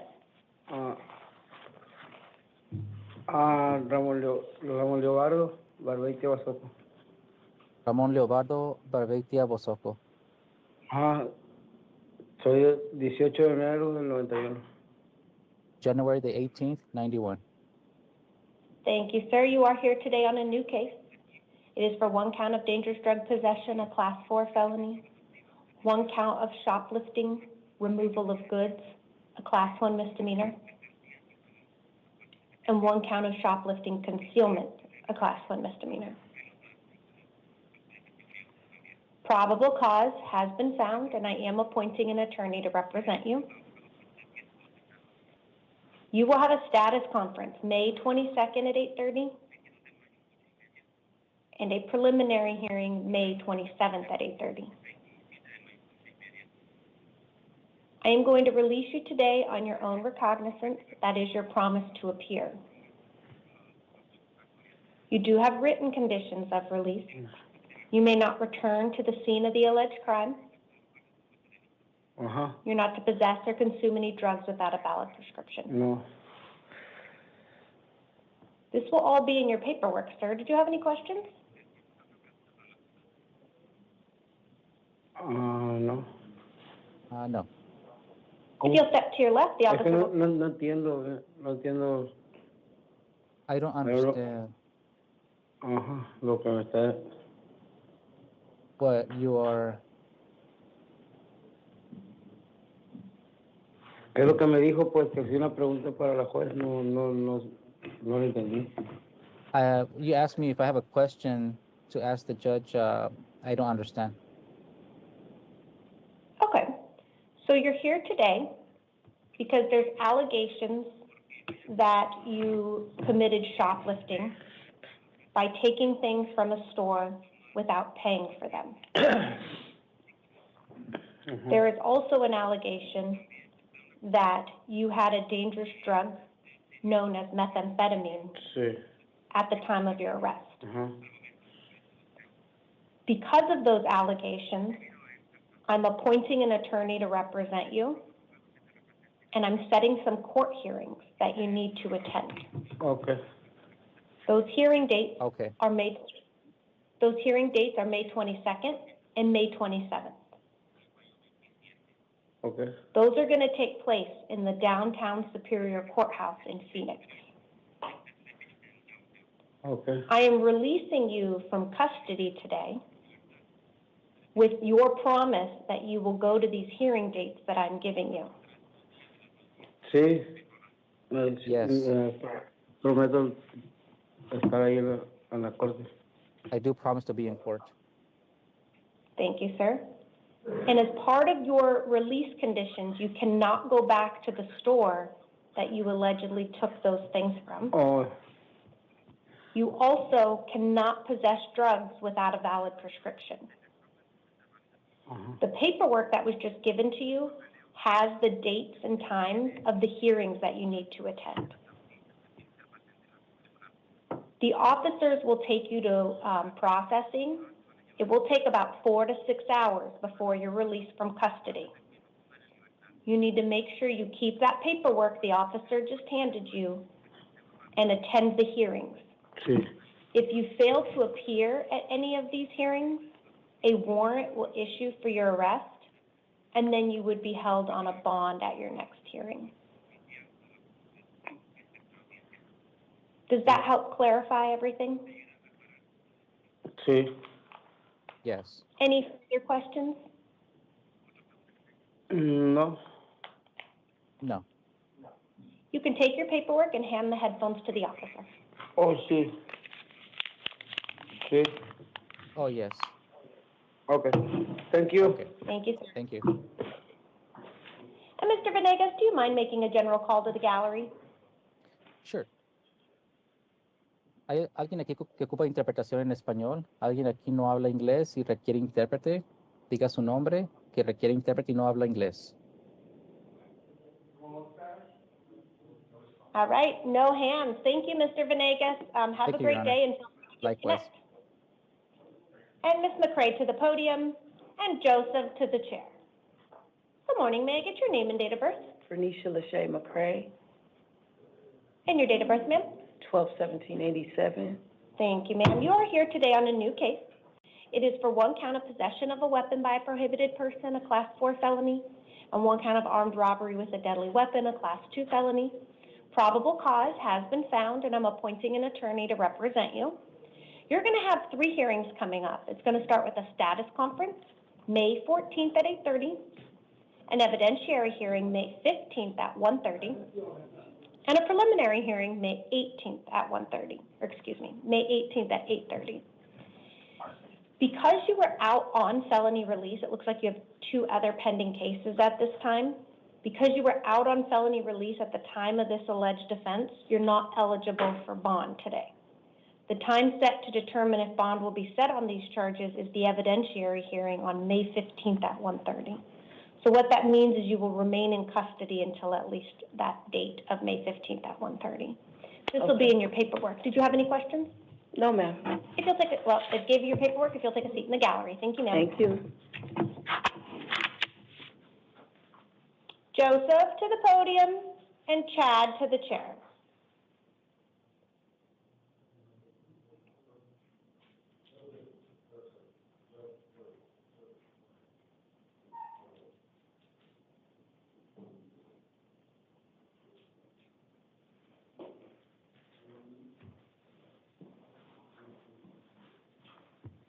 May I get your name and date of birth? Joseph Eugene Kucharski, And your date of birth, sir? 12/18/93. Thank you, sir. It does look like you are here today on a warrant from the Pinal County Superior Court with allegations that you violated your probation. I'm appointing an attorney and setting a hearing in Pinal County on May 13th at 8:30 in the morning. You are being held non-bondable in this case, so you will remain in custody and you will be transported to Pinal County for your hearing. This will be in your paperwork, sir. Did you have any questions? No. All right, just take a step to your left. The officer will get that for you.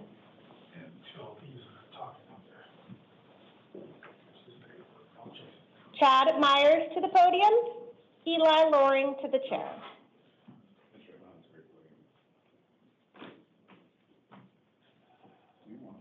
May I get your name and date of birth?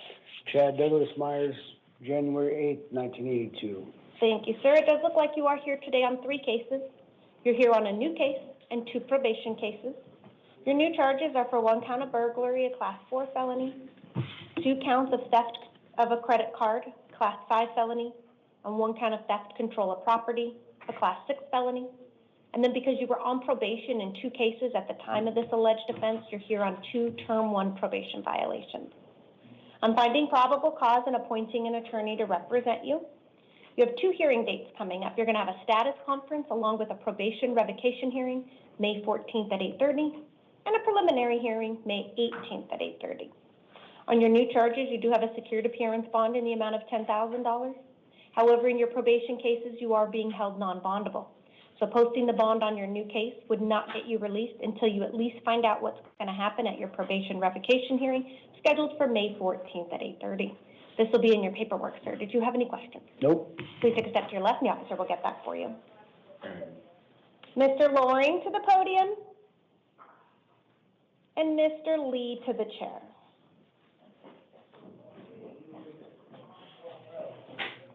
May I get your name and date of birth? Eli Loring, 9/12/2007. Thank you, sir. You are here today on a new case.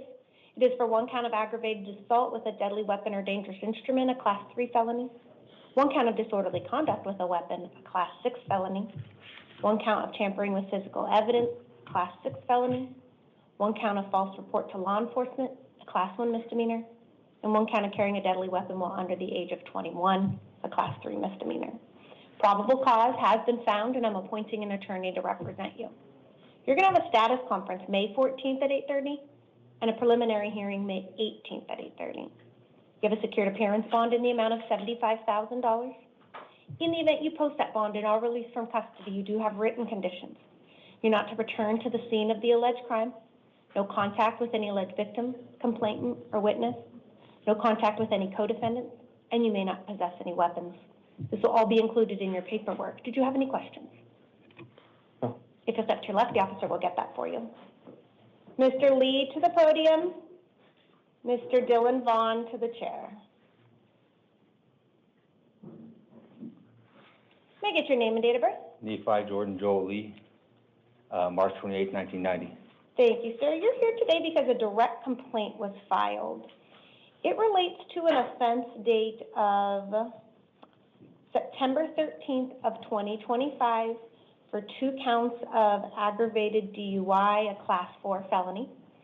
I'm going to appoint an attorney to represent you in this case. You're going to have a status conference May 14th at 8:30, a preliminary hearing May 18th at 8:30. In this case, you do have a cash bond in the amount of $50,000. In the event you were to post that bond and be released, you would be released to the supervision of pretrial services. You'd have alcohol, drug testing, and monitoring. You also have written conditions of release. You're not to possess or consume any alcohol. You're not to drive a motor vehicle without a valid driver's license. This will be in your paperwork, sir. Did you have any questions? No. Okay, so step to your left, the officer will get that for you. Mr. Vaughn to the podium, Mr. Schultz to the chair. Can I get your name and date of birth? Dylan Neal Vaughn, 4/28/1993. Thank you, sir. You're here today because a direct complaint was filed. It is for an offense date of February 19th of 2026 for 2 counts of aggravated DUI, a Class 4 felony. I'm appointing an attorney and setting a status conference May 14th at 8:30 and a preliminary hearing May 18th at 8:30. You do have a secured appearance bond in the amount of $15,000. In the event you were to post that bond and be released from custody, you would have written conditions. You're not to possess or consume alcohol, and you're not to drive a motor vehicle without a valid driver's license. That'll be in your paperwork, sir. Did you have any questions? No, ma'am. If you'll take a step to your left, the officer will get that for you. Mr. Schultz to the podium, Mr. Hernandez to the chair.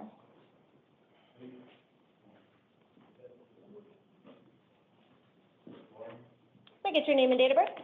Jared Schultz, April 7th, 2003. Thank you, sir. It does look like you are here today on 3 cases. You're here on a new case, a probation violation warrant, and a warrant from the East Mesa Justice Court. Your new charges are for 1 count of theft means of transportation, a Class 3 felony, and 1 count of burglary, a Class 4 felony. Probable cause has been found. In your probation case, a warrant issued with allegations that you violated terms 3 and 5. These 2 cases will both take place in the Superior Court. I'm going to appoint an attorney and give you 2 hearings in the Superior Court, a status conference along with a probation revocation hearing, May 14th at 8:30, and a preliminary hearing, May 18th at 8:30. For your 3rd case, that is in the East Mesa Justice Court. This one looks like you failed to pay some fines for a previous DUI that you have. In that case, I'll appoint an attorney.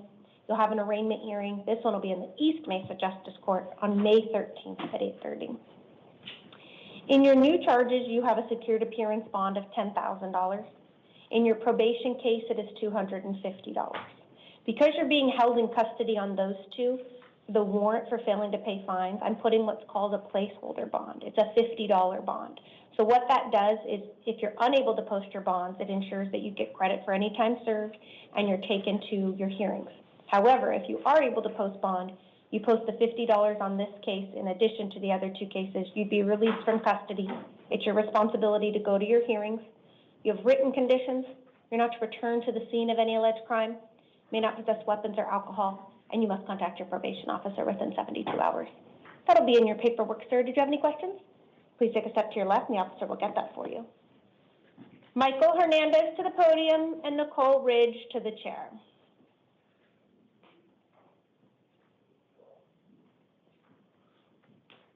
Can I get your name and date of birth? Yes, Your Honor. Michael Hernandez, 11/11/96. Thank you, sir. It does look like you're here today because a grand jury warrant was issued. It has an offense date of November 11th of 2025 for shoplifting, a Class 6 felony. I'm appointing an attorney to represent you and setting an arraignment hearing, May 15th at 8:30. It looks like you're currently in custody on some other cases. Do you have a bond on those cases or are you serving time? No, I have a bond on those cases, ma'am. Okay. So in this case, you have a secured appearance bond of $7,500. So this would be in addition to any bonds you already have. You would have to post all the bonds in order to be released. If you did post your bonds and were released, you'd have written conditions.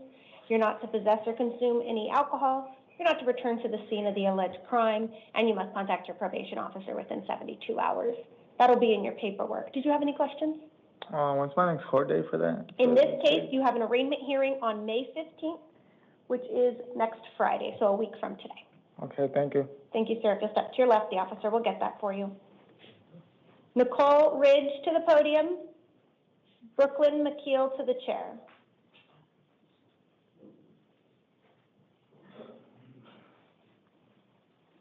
May I get your name and date of birth? Nicole Ridge, 2/15/79. Thank you, ma'am. You are here today on a new case. It is for 1 count of aggravated robbery, a Class 3 felony, and 1 count of obstructing government operations, a Class 1 misdemeanor. Probable cause has been found, and I am appointing an attorney to represent you. You're going to have a status conference May 14th at 8:30 and a preliminary hearing May 18th at 8:30. In this case, you do have a secured appearance bond of $5,000. In the event you post that bond and are released from custody, you do have written conditions. You're not to return to the scene of the alleged crime. No contact with any complainants or witnesses. No contact with any co-defendants. This will all be in your paperwork, ma'am. Did you have any questions? So that means I stay until the court day? So if you post the bond, you'd be released from custody, and then it would be your responsibility to get yourself to the hearing dates.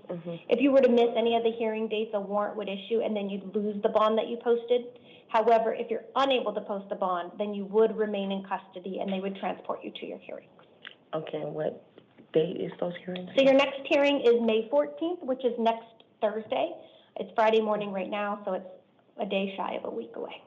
Okay, if you'll step to your left, the officer will get that for you. Brooklyn to the podium, and Dylan to the chair.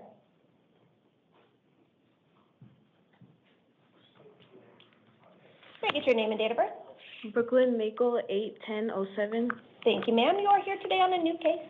It is for 1 count of hindering prosecution, Class 5 felony, 1 count of tampering with physical evidence, Class 6 felony, 2 counts of false report to law enforcement, a Class 1 misdemeanor, and 1 count of carrying a deadly weapon while under the age of 21, a Class 3 misdemeanor. Probable cause has been found, and I'm appointing an attorney to represent you.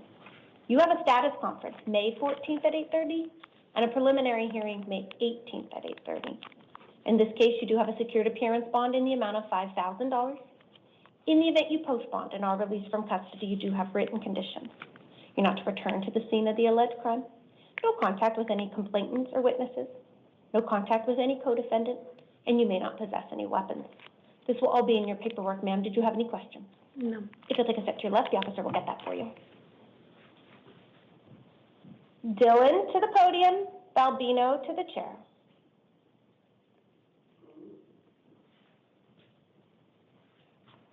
May I get your name and date of birth?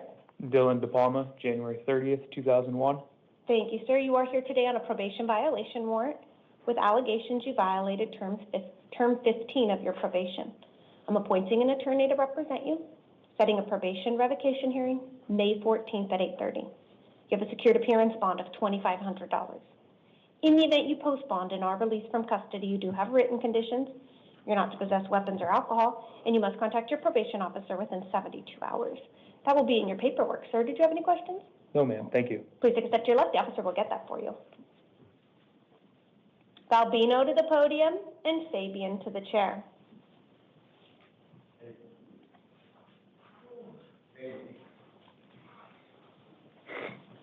May I get your name and date of birth? Yeah, Balbino Hermosillo, November 8th, 1994.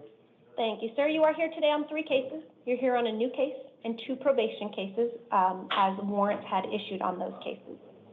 Your new case is for 1 count of burglary, a Class 3 felony, and 1 count of dangerous drug possession, a Class 4 felony.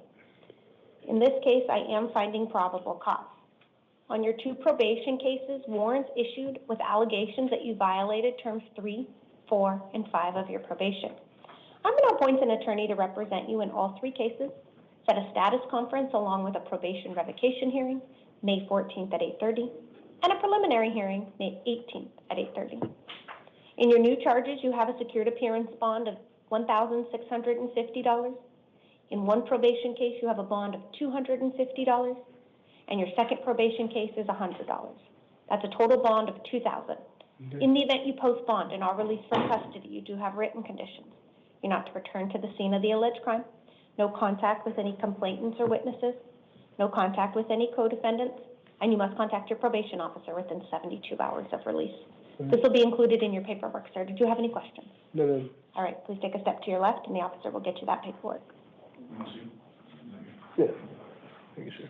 Fabian to the podium. Andre White to the chair.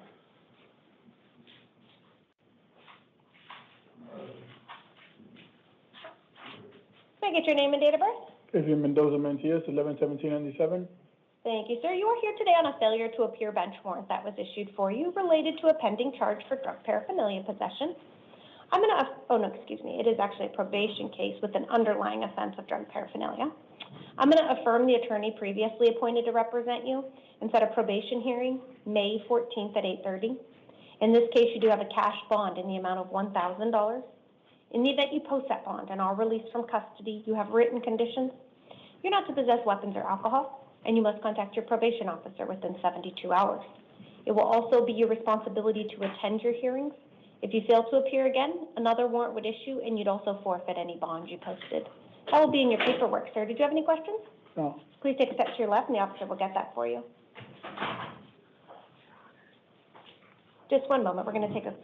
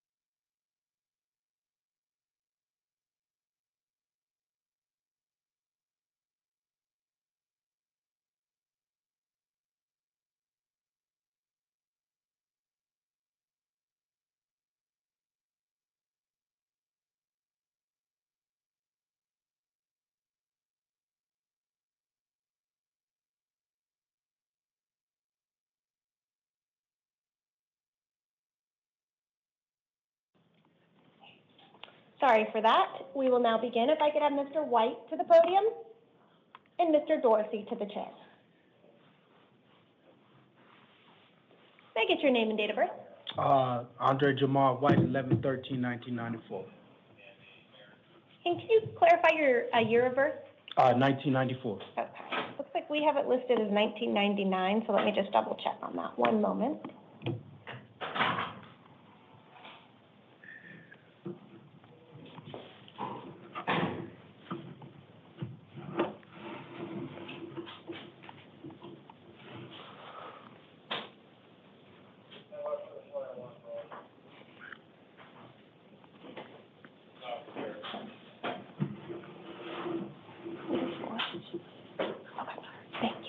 All right, she is going to get that updated and correct it to November 13th, 1994. Gotcha.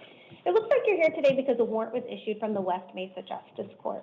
This is for failing to appear at a hearing related to an underlying charge of, no, it doesn't give me the underlying charge, failing to appear, and the charge was dated May 8th of 2024. This warrant issued April 30th of 2026 from the West Mesa Justice Court. Gotcha. In this case, I'm going to appoint an attorney, set a hearing, and that hearing is going to take place May 13th at 8:30 in the morning. You do have a secured appearance bond in this case in the amount of $750. Are you currently in custody on something else? Yes, ma'am. And do you have a bond or are you serving time? It should be a bond still. Okay.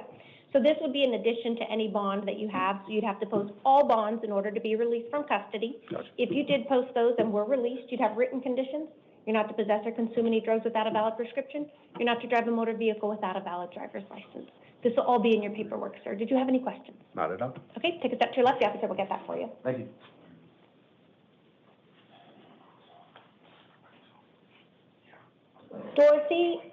Raymond Dorsey to the podium.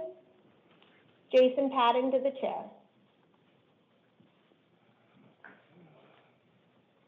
May I get your name and date of birth? William Dorsey, 11/1988.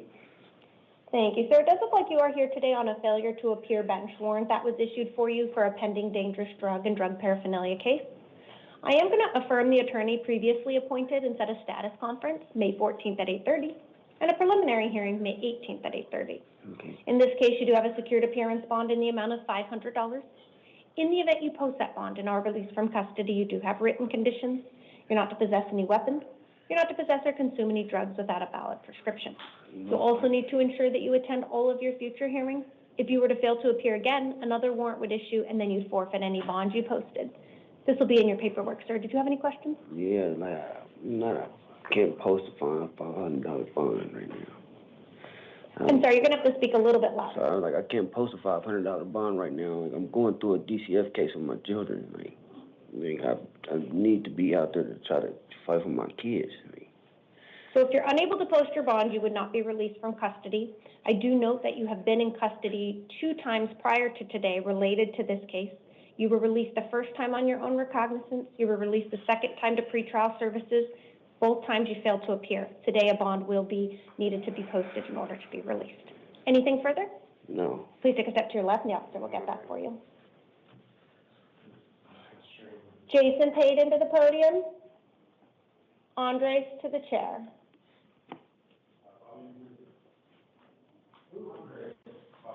May I get your name and date of birth?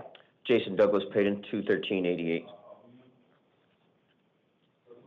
Thank you, sir. It does look like you are here today on 3 cases. You're here on a new case and 2 probation cases. Your new charge is for 1 count of dangerous drug possession, a class 4 felony. And then because you were on probation at the time of this alleged offense in 2 cases, you're here on 2 term 1 probation violations. I'm finding probable cause, and I'm appointing an attorney to represent you.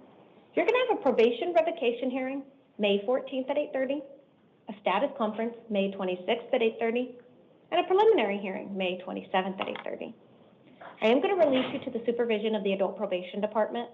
You do have written conditions. You're not to possess or consume drugs without a valid prescription. You're not to possess any weapons, and you must contact your probation officer within 72 hours. This will be included in your paperwork, sir. Did you have any questions? No, ma'am. Please take a step to your left, and the officer will get that for you.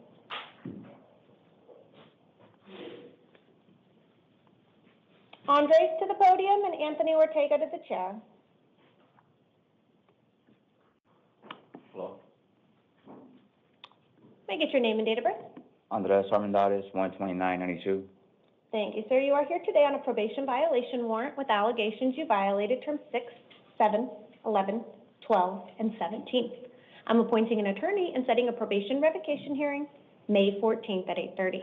In this case, you have a secured appearance bond in the amount of $100. In the event you post that bond and are released from custody, you do have written conditions. You're not to possess weapons or alcohol, and you must contact your probation officer within 72 hours. Okay. That will be in your paperwork, sir. Did you have any questions? Yeah, the secure $100 bond. What is that? Secured meaning you can use a bail bonding company. I'm not sure a bail bonding company will write one for $100, but secured is typically meaning Okay. you can go through a bail bonding company. Anything further, sir? No. Please take a step to your left. The officer will get that for you. Anthony Ortega to the podium. Emmanuel Ramirez to the chair. May I get your name and date of birth? Anthony Ortega, 02/20/98. Thank you, sir. You are here today on a new case. It is for 1 count of organized retail theft, a class 4 felony. Probable cause has been found, and I'm appointing an attorney to represent you. You're going to have a status conference May 22nd at 8:30 and a preliminary hearing May 27th at 8:30. In this case, I am going to release you to the supervision of pretrial services. You do have written conditions. You're not to return to the scene of the alleged crime, no contact with any victims. You're also going to get an envelope with your paperwork. You need to read the instructions and contact pretrial services within 72 hours of your release. This will be in your paperwork. Sir, did you have any questions? No, that's it. Thank you, Your Honor. If you'll step to your left, the officer will get that for you. Emmanuel Ramirez to the podium. Corey Jackson to the chair.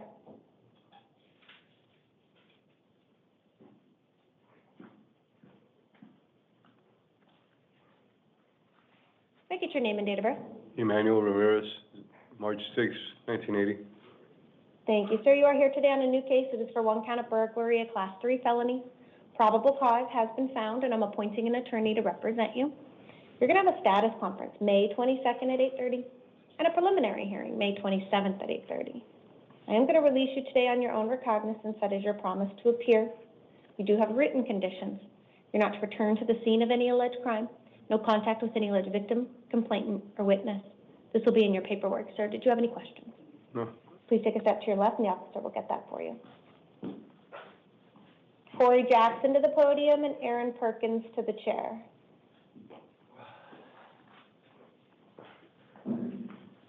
May I get your name and date of birth? Corey Lewis Jackson, 12/17/1985, ma'am. Thank you, sir. You're here today because a warrant was issued from the Santan Justice Court for failing to appear at a hearing with an underlying charge of driving with a license that was suspended, revoked, or canceled. It has an offense date of January 17th of 2026. Due to the nature of your charges, you're not entitled to court-appointed counsel. You're going to have an arraignment hearing. That will take place in the Santan Justice Court, May 26th at 9 a.m. All right. I am going to release you today on your own recognizance. That is your promise to appear. Thank you. You do have written conditions. You're not to possess or consume drugs without a valid prescription, and you're not to drive a motor vehicle without a valid driver's license. So if you haven't resolved the issue of your driver's license being suspended, revoked, or canceled, no driving until that's correct. Yes, ma'am. Okay? Yes, ma'am. That'll be in your paperwork. Did you have any questions? No, ma'am. Thank you. Please take a step to your left. Aaron Perkins to the podium. Monica to the chair. May I get your name and date of birth? Erin Perkins, 12/30/81. Thank you, ma'am. You are here today on a new case. It is for one count of assault and one count of disorderly conduct, both misdemeanor charges.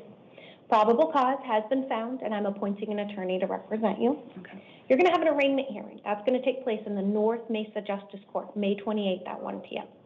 I'm going to release you today on your own recognizance. That is your promise to appear. You do have written conditions of release. I'm going to caution you to read these carefully because there is an alleged victim in this case.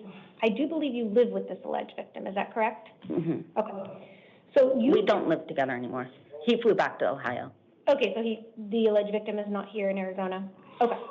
So the orders contain that you cannot have contact with him or the alleged victim without consent. Maybe less of an issue if they've left to Ohio, so that was my biggest concern. If you choose to have contact with the alleged victim, again, it would only be based on their consent.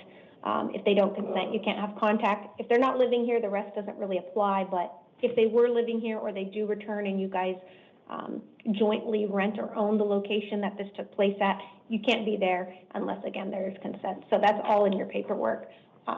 So you can return to the scene as long as the alleged victim is not there, okay? Okay, perfect. That'll be in your paperwork. Any questions? No, Your Honor. Okay, just take a step to your left, the officer. Thank you, Your Honor. Can you hold off on closing this one? It'll be just one moment before I call the next case. It's reprint, right?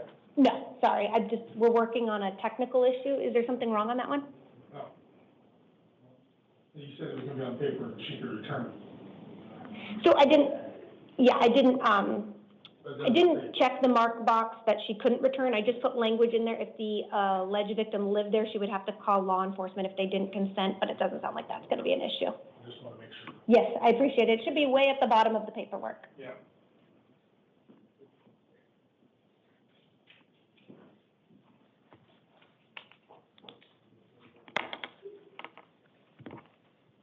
Can you email Jane number 7 and don't close it out so she can play with it for a minute?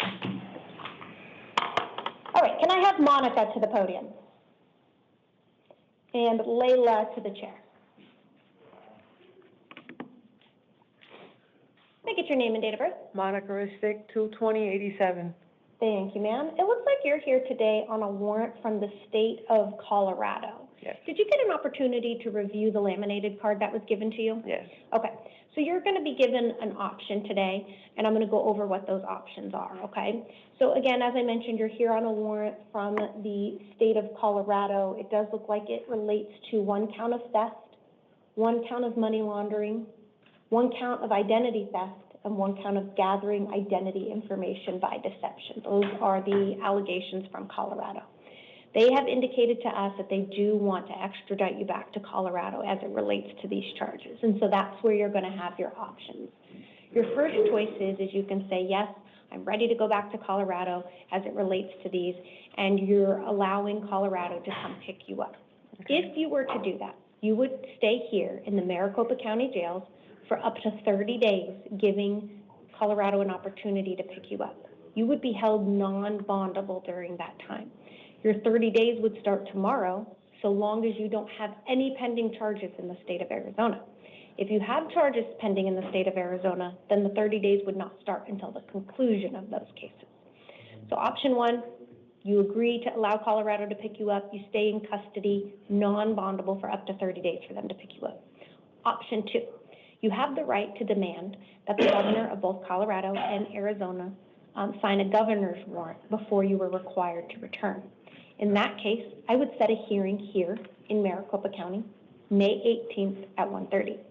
These hearings are civil in nature, so what that means is I could not appoint an attorney to represent you, but you could hire an attorney at your own expense if you would like.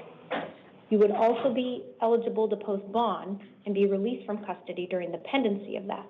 That process takes about 60 to 90 days, and you would have a secured appearance bond of $30,000. So what that means is if you were to post that $30,000 bond, you would be released from custody. Then it would be your responsibility to make sure you attend the hearings here in Maricopa County. If you failed to appear, a warrant would issue for your arrest. You'd now have a valid warrant in Arizona. You'd have a valid warrant in Colorado, and you'd forfeit the $30,000 bond that you posted. However, if you're unable to post bond, you would remain in custody during the 60 to 90 days it takes to determine whether or not a governor's warrant was going to be signed. So those are your 2 options. Do you know which one you would like to do here today? Can I post bail now, or I have to wait until Thursday? You don't have to wait till Thursday. If you do not waive your rights, I would order a hearing on May 18th at 1:30, and I would order a bond of $30,000. It would be taken to processing here in the next 30 minutes or so, and you'd be given the opportunity to post that. Once that's posted, you would be released. It's a long process, about 4 to 6 hours, but you would be released once it got posted. Another question, Your Honor. I'm so sorry to bother you with all the questions. Is it a cash bond, or I could use a bail bondsman? You can use a bail bondsman. Okay. Let's do option 2 with the bond. Okay. So then we'll set that hearing May 18th at 1:30. Again, Okay. you can hire an attorney if you choose to. You have a secured appearance bond of $30,000. In the event you post that bond, you will be released. Make sure you go to your hearings. Again, even if you contact Colorado and resolve that, you still have to go to the hearing here in Maricopa County. Okay. Because you'll forfeit the bond and get a warrant here. So Don't want no that. matter what, until everything is resolved, you have to continue to attend the hearings here in Arizona as well, okay? Okay. All right. Thank you so much. Just like a seat in the gallery, they'll bring that out to you. Thank you. And then if we could clear the courtroom for our last 2. Yes, ma'am, as soon as I get paid. Yeah, no rush. Thank you, guys.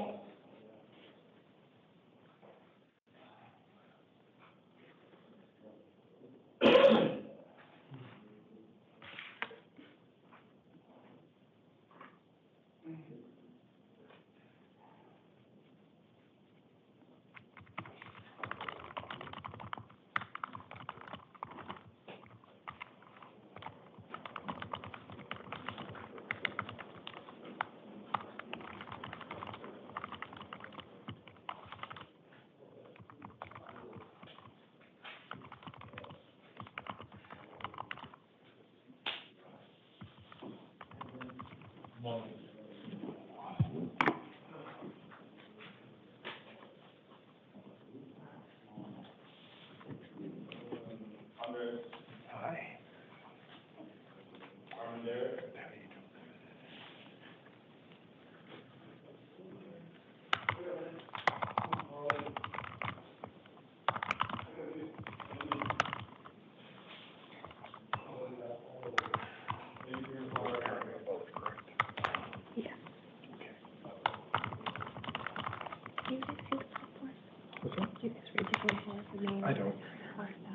one? No. You could not I leave don't it. want to influence how I respond. Treat them all equal, without the knowledge. Or I see the general charge, but that's it.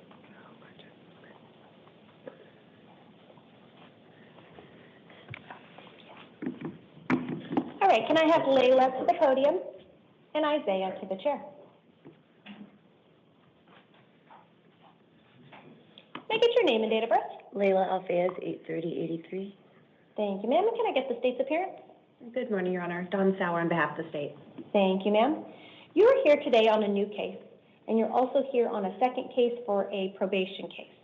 Your new charges are for 1 count of child abuse, a Class 3 felony, and then because you were on probation at the time of this alleged offense, you're here on a Term 1 probation violation.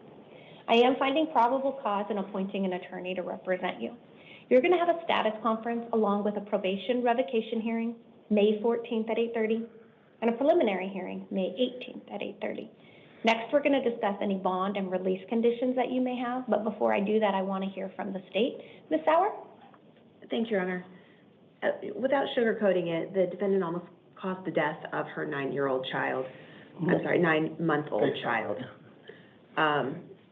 She brought fentanyl into her mother's house where the infant was placed in custody due to previous concerns and exposure to fentanyl.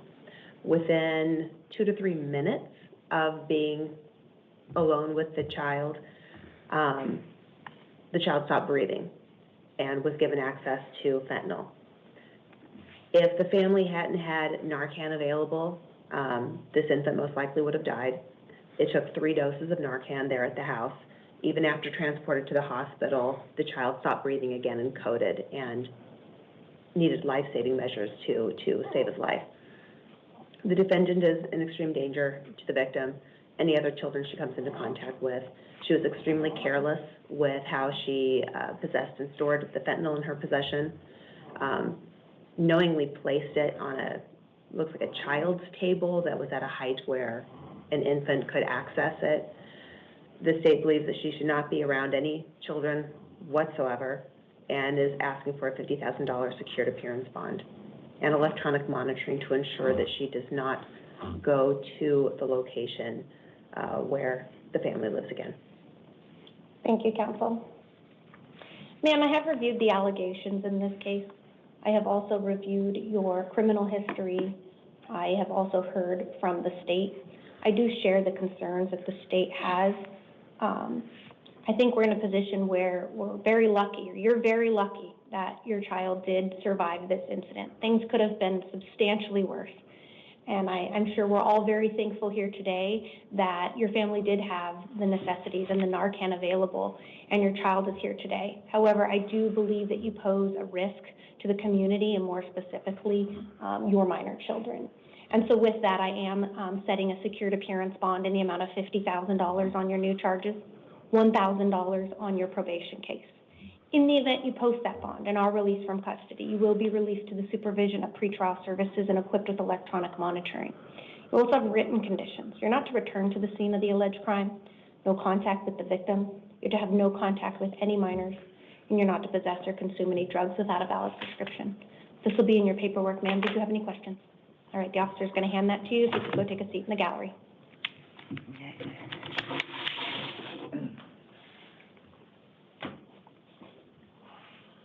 If I could have Isaiah Washington to the podium, please.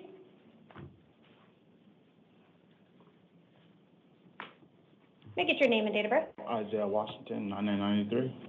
Thank you, sir. And the state's appearance? Dawn Sauer on behalf of the state, Your Honor. Thank you, Ms. Sauer. We are here today on a new case. This is for 2 counts of sexual assault, Class 2 felony, 1 count of sexual abuse, Class 5 felony, and 1 count assault, touch to injure, Class 3 misdemeanor. Probable cause has been found, and I'm appointing an attorney to represent you. You're going to have a status conference May 14th at 8:30 and a preliminary hearing May 18th at 8:30. Next, we're going to discuss any bond and release conditions that you may have, but first I do want to hear from the state. Ms. Sauer?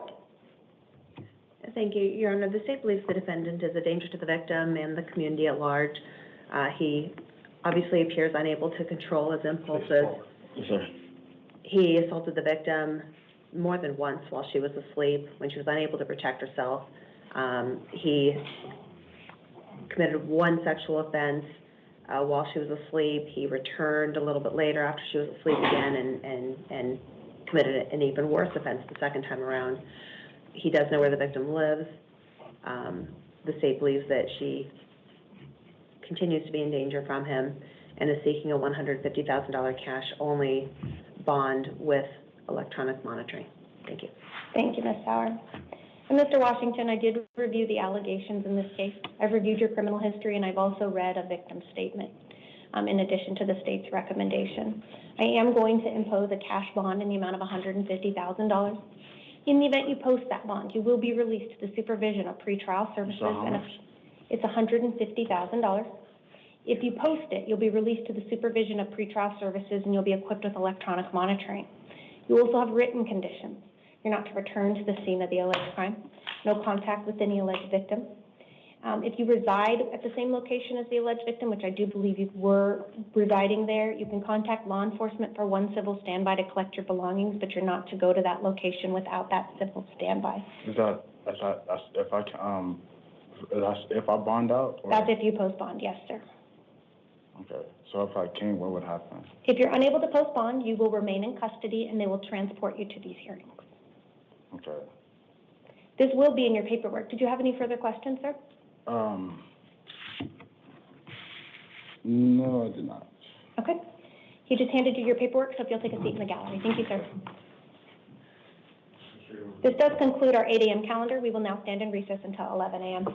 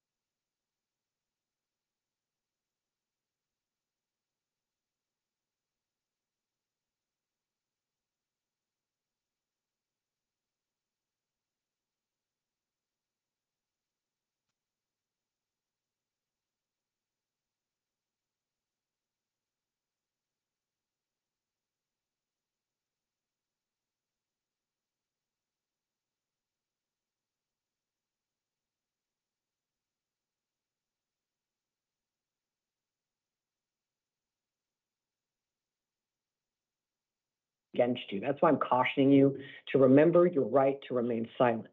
Your lawyer can tell your side of the story without it being held against you. Right now, this is being audio and video recorded. You don't enjoy that protection right now. So if you choose to talk about it, trying to get better release conditions, you could be substantially worsening your case. And that is bad math, because the odds of this court deciding to improve your release conditions are exceedingly small. You're on probation for armed robbery and illegal weapons possession. You're back on illegal weapons possession in a case in which many, many people were shooting many guns. On these facts, the court is very confident in its decision in your case. You can talk to your lawyer about asking another judge to modify it, but you're young. I don't think you've been to prison at all. You may foolishly think that you can talk your way out of the bond and the no bond finding. The odds of that, sir, are vanishingly small. So you can say what you want, but I'm worried you're about to say something saying, no, I didn't shoot any gun, I just held it. And I would go, you're not listening. You can say that, I won't stop you. But even admitting to being in the same car as a weapon could cause serious problems in your case. So, do you want to be heard on bail or release conditions? If you want to talk about what you're accused of, I won't stop you. You have the right to do that. It just would be almost certainly not in your best interest. Go ahead. Like, when would be the because the detective told me to talk to them when I get my attorney, because they told me that they just trying to figure out what happened, so they had to charge me. So I'm trying to figure out when would I be able to talk to them? And would they be able to remove? Talk to your lawyer. Your lawyer will want to protect your rights as much as possible before you do talk to them. And people do, choose to do that, et cetera. But I gave you a lawyer, and to protect your right to remain silent and to protect you from that getting used against you, you should be going through your lawyer, because your lawyer will make sure it happens in a way that protects you. So talk to your lawyer about that. You're back in court next week. It may take a while to set up. So talk to your lawyer about that, if that's what you want to do.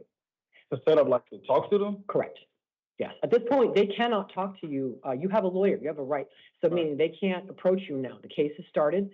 You have both the Fifth Amendment right to counsel, and as of this hearing, you have also a Sixth Amendment right to counsel. The cops cannot come knocking at the cell door and try to talk to you. You now have a lawyer. So there's actually two rights to counsel. Now you have both. You have the one that you always have. And then, anyway, so now the case has started. You have an extra one. So the cops can't talk to you unless they go through your lawyer as of this moment. The detective, right? No cops with respect to this case. Cops could come and try to talk to you about a different case, if they Mirandize you, et cetera. But no police can talk to you about this case at this moment unless they go through your lawyer and your lawyer agrees, and your lawyer's going to get involved and make sure that it's a good idea and that you are protected. Because they could potentially remove these charges, right? Cops can do lots of things, but it's the prosecutor now. It's in the prosecutor's hands. The prosecution decides what, if any, charges they may bring, blah, blah, blah. The police have just become witnesses in your case. This is now the county attorney's office's case. They will decide what happens. And so, anyway, there's lots of processes in place. Talk to your lawyer. The lawyers know how this works, and they'll make sure it happens in a way that protects you, which should be your ultimate goal right now. I understand you probably want to get out of custody and you want to avoid prison, et cetera. But you need to be patient. You are facing prison in all three of these charges. And so does that mean you go to prison? No. But does it mean you may sit in jail for quite a while before this works itself out? It does. You need to wrap your head around that. So go talk to your lawyer about it next week. Many outcomes are possible, including acquittal, including dropping the charges, including lots of things. Right now, I'm sorry. Those are your release conditions. So that's the best I can do for you. I do have a long calendar. I need to move on, okay? All right, if you take your paperwork, you can step out that way. All right, Mr. Santos, I'm ready for you. And then Joseph Zajac, we go to the chair. Hi, sir. Can I have your full name and your date of birth? Jesse Santos, 04/01/02. Okay, thank you, Mr. Santos. You're here on two things. One's a new case, one's a traffic warrant. In the new case, you were arrested For unlawful flight from a law enforcement vehicle, a Class 5 felony, driving on a suspended license, a Class 1 misdemeanor, reckless driving, a Class 2 misdemeanor, and criminal speeding, which is a Class 3 misdemeanor. There is probable cause for all of those, and I am appointing a lawyer to represent you. Your next court date in this felony case will be a status conference this coming Thursday, May 14th at 8:30 in the morning in the downtown Superior Court, with a preliminary hearing May 18th at 8:30 in the same court. You're also here for failing to appear in the Moon Valley Justice Court on a driving on suspended license ticket. Not yet. That was on or about April 3rd. The warrant went out April 21st of this year. That's a Class 1 misdemeanor. Your next court date in the Moon Valley Justice Court will be Wednesday, May 13th at 8:30 in the morning. That address is also on your paperwork. In the new case, because what the police allege is quite extreme, even by this court standards, quite extreme on the unlawful flight standard. I'm not setting the bail requested by the state, but I am setting, which is more, 10,000 secured. You will post bail if you're going to be released in this case. And then you're released on these conditions. You may not drive any motor vehicle at any time. I put it 2 places in your order. You don't have the legal right, and there's strong evidence that you will endanger the community if any cop tries to pull you over. No weapons, no drugs, no alcohol, but categorically no driving if you post a bond. In the your DUI warrant is out of Mesa City Court. You won't be seen at this jail. You have to go in front of a Mesa judge for that. You do have another warrant for the DUI that caused you to lose your license, but that's not in front of this court. I have you also on the Justice Court warrant for the driving on suspended license failure to appear. So on that one, it's $50 secured with release conditions, because in that case, I would have straight up released you in the driving on suspended if that's all you were here for. It's not all you're here for. You have a $10,000 bond in the unlawful flight. Now, what did you want to say? On the Moon Valley Court, I didn't went to because I was working, but I did send a whole email to the court. Okay. And I do got that on my own email too. Okay, yeah, and that's and on that kind of a case, failing to appear off of a citation one time, we will virtually always just give people a do-over, because then they figure out they'll get arrested. And so they're like, well, I guess I'll go next time. So just failing to appear once on a citation, we usually just release people because they just spent the night in jail. They got their wrist slapped. It's not a big deal in that kind of case. The other case is a far bigger deal. So I'm just setting a tiny bond in the Justice Court case so that they will take you to court on Wednesday if you haven't bonded out in the other case. If you do bond out and everything, don't miss your Wednesday court date, and then Thursday is your felony court date. So the court dates are on there. If you don't bond out, the sheriffs will take you to video court on the ticket the day before you go to court for the felony one. You said my bond was 10,000? 10,000. It is secured. That means you can use a bail bondsman. Okay, can I explain myself real quick? Yes. So I don't got no family around here in USA. I'm from Brazil. I do pay my family stuff out there in Brazil. I was gonna ask if you got a way I can be on probation. So I really don't got that money, the 10,000. I was not gonna have. I talked to your lawyer about it, Mr. Santos. What they accuse you of is far too extreme. This court believes that it involves a lot of alleged public endangerment, a very lengthy pursuit, a repeated pursuit, that it's vastly over the line of what this court would consider that. And the court believes you were likely fleeing to avoid a misdemeanor ticket, that this is what you were willing to do to avoid arrest on a misdemeanor warrant. And so what you would be willing to do to avoid arrest on a felony warrant could be even more than this. So your case is too serious, sir. The court will not release you without a significant bond. I've set it in line with other bonds in other cases. The court does sometimes release people in that type of case. You are not that defendant. These are not those allegations. Okay. And you got 2 warrants for failing to appear in misdemeanor cases. So, Mr. Santos, that's called a pattern of doing it, of avoiding the cops, and now grossly endangering the public is what you're accused of. You are not convicted, but you are accused of grossly endangering the public to avoid another arrest on a misdemeanor. So that's your bond. Talk to your lawyer about it next week. If you step to your left, take the paperwork. Mr. Zajac, and then Dejeen Monder, will you go to the chair? I, sir, can I have your full name and your date of birth? Joseph William Zajac, 12/21/79. Okay, Mr. Zajac, you're here in your court because warrant hit the system for the Coconino County Superior Court. Looks like you're on probation there. It looks, I think yesterday we had you on a Maricopa, one or two Maricopa cases. And are you in DOC custody as well? Yes. Okay, fine, okay. All right, so it's just the sheriff's office ran your name and picked up the Coconino warrant. So, you're on probation up there. They did issue a warrant for you because that means there's been a petition to revoke filed. I will let them know they should give you a lawyer when you get there. I have to give you a next arraignment hearing. It's standardized. It's this Wednesday, May 13th at 8:30 in the morning in the Coconino County Superior Court. I don't think you're going to be there because Maricopa won't let them have you until Maricopa County is done with you. But you're not going to catch a warrant because they'll be able to tell the Maricopa or the Coconino sheriffs that we're not done with you. So you should not catch a warrant. It's just, Coconino will have a hold on you. And then whenever you're done in Maricopa, they'll get a call. They have to transport you to Coconino for further proceedings. Yeah. Maybe you've been through this before. Yeah, when I got the DOC, I sent Maricopa and Coconino letters Oh, that was smart. so I can take care Yeah, of most this. people don't ever learn that they ought to do that, that it's in their best interest. Okay. Yeah. So, I'm just gonna affirm Coconino's bond, though. It's 5,000 secured. It's on top of any other bonds and holds. You probably have, I don't know when your DOC term is up, but anyway, don't post this bond unless you're sure you're able to get out, or you'll waste your money on the bondsman. Yeah. Okay, everything's on your paperwork. If you do end up out of custody in this case for any reason, call your Coconino PO within 72 hours of release. That's All the in your thing I wanted to ask you. I don't have a PO because. Oh, okay. That's why we print the main number. So I tell people, if you don't know the number, if you don't know your PO, it's the main number on there. There's a whole fun phone tree. Go through the phone tree, you'll get to a human and you can say, give me my PO's name, give me the phone number. Because the Coconino County probation was transferred Oh, to okay, okay, Maricopa, so Yeah. it's just, Right. So if you end up out of, do you know when your DOC term is up? Ish? November 10th of 27. Okay, this should all resolve well before Yeah. that, but if for any reason stuff gets dropped and you're like on the street, I would call the Maricopa person, because you were being courtesy supervised at the time, call the Maricopa number and go from there. Just don't fail to call and, don't, people are like, oh, I called once and they never called me back. I'm like, oh, well, I guess that means you're off probation. No, it doesn't. It means keep calling. Okay. Keep calling.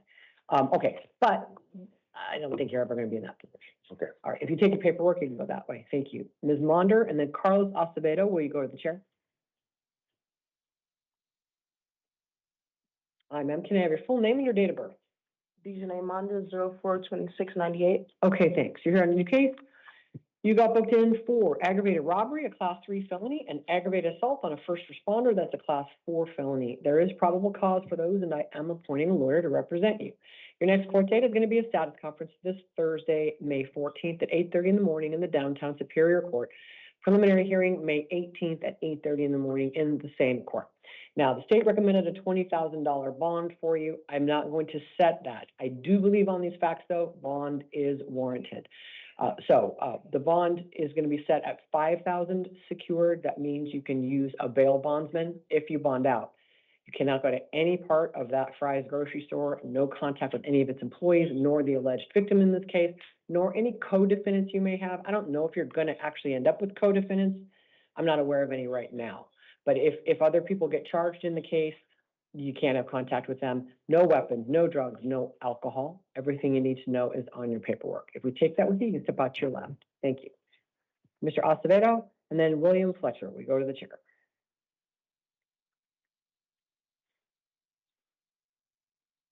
Hi, sir. Can I have your full name and date of birth?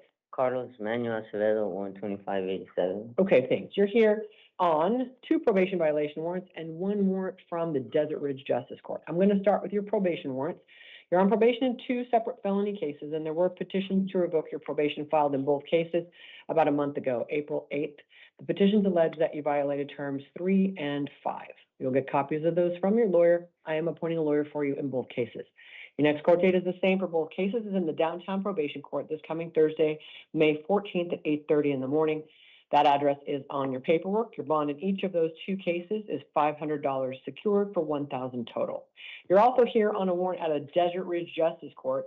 It's a post-conviction warrant for failing to appear to talk to them about what restitution or fines you probably still owe, because you've been convicted there for contracting without a license, which is a class 1 misdemeanor. Your court date in the Desert Ridge Justice Court will be Wednesday, May 13th at 8:30 in the morning, so the day before the probation day.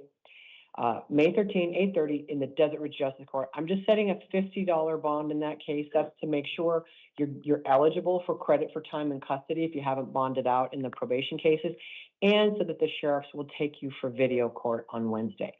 So your total bond is $1,050. If you post it, comply with your conditions, don't miss your court date, okay? Everything's on your paperwork. Grab the copies from him. Thank you. Mr. Fletcher? And then Roberto Torrero, so please go to the chair.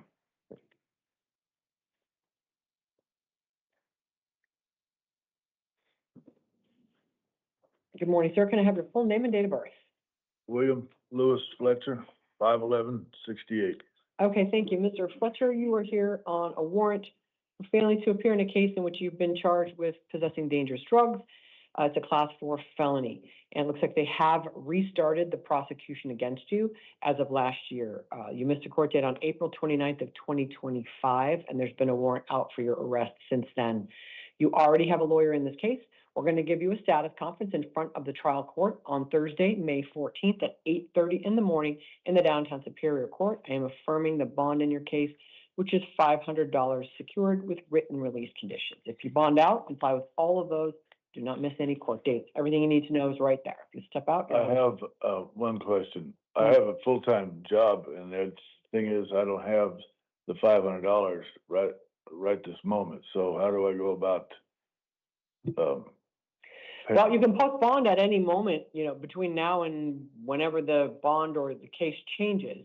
But on these facts and with your pretrial risk assessment score indicates too many failures to appear for the court to just take your word for it that you're going to promise to do it. So you're going to have to post the bail or stay in until next week, and they will take you over for court. Has to be posted today? No, you can post it tomorrow, the next day. Whenever it is that you post it, they'll put you in the pipeline for release. So talk to the DOs after court about how you go about posting bond if you don't know. Yeah, you can self-bond, but there's rules for that. So talk to the officers after court. They'll walk you through it. Okay. All right, thank you.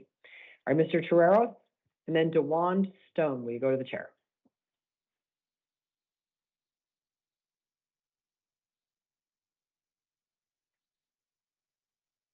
Good morning, sir. Can I have your full name and your date of birth? Roberto Terreros, 21888. Okay, thanks. You're here on one bench warrant from the Superior Court and a traffic warrant from the South Mountain Justice Court. I'm going to start with the Superior Court warrant. Looks like you've been charged with possession of narcotic drugs, a Class 4 felony. You had a status conference on April 1st, 2026. You were not there, and a warrant was issued for your arrest. You've already had a lawyer appointed. Your next court date will be a status conference this coming Thursday, May 14th at 8:30 in the morning, with a preliminary hearing May 18th at 8:30 in the morning. Then you're also here. I'm just trying to figure something out. Hold on a second.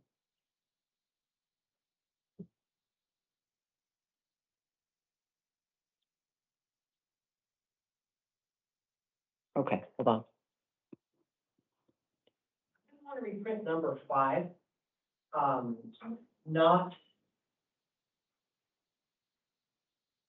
Yeah, print both of them. Give me a second. Okay. All right. There's something I just noticed on your case, Mr. Schwartz. Just give me a minute, okay? I need to just type on this. Sure.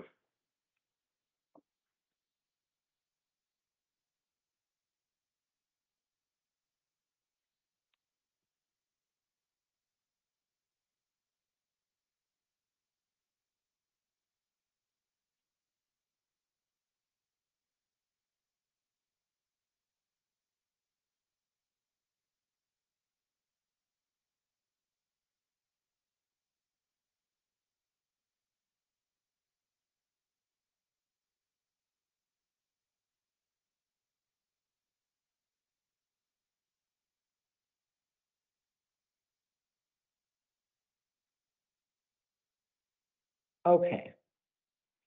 Now I've lost my place. All right. I know I gave you your court date in the felony case, 2 of them. It's a status conference, May 14th, preliminary hearing, May 18th at 8:30. Again, that's the felony drug case. Then in the South Mountain Justice Court case, you've been convicted of possession of a false or canceled driver's license.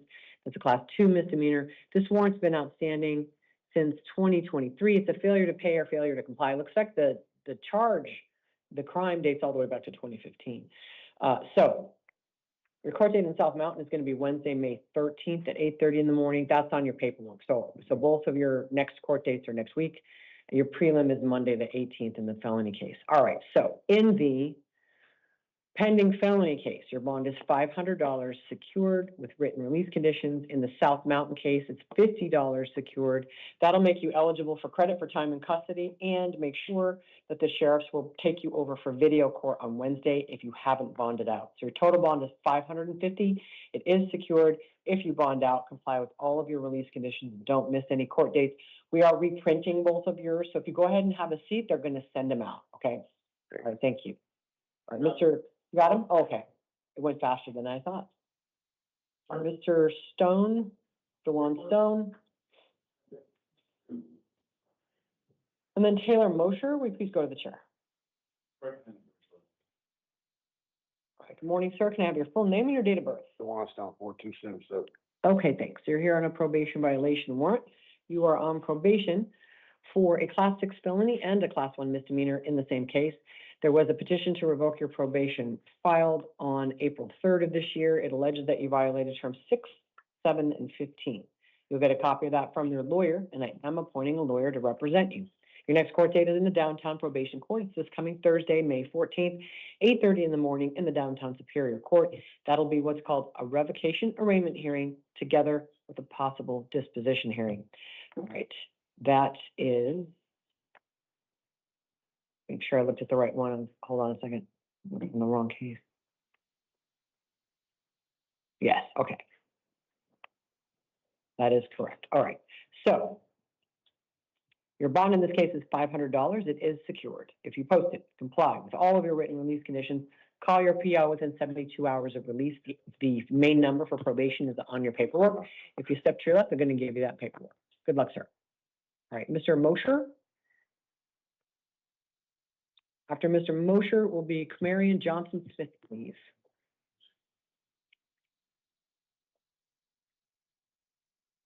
Good morning, sir. Can I have your full name and your date of birth? Taylor Moser, November 24th, 1972. Okay, thanks. You're here on a warrant from the Pinal County Superior Court where it appears you are on supervised probation for, as near as I can tell, a misdemeanor, but it is supervised probation out of the Superior Court.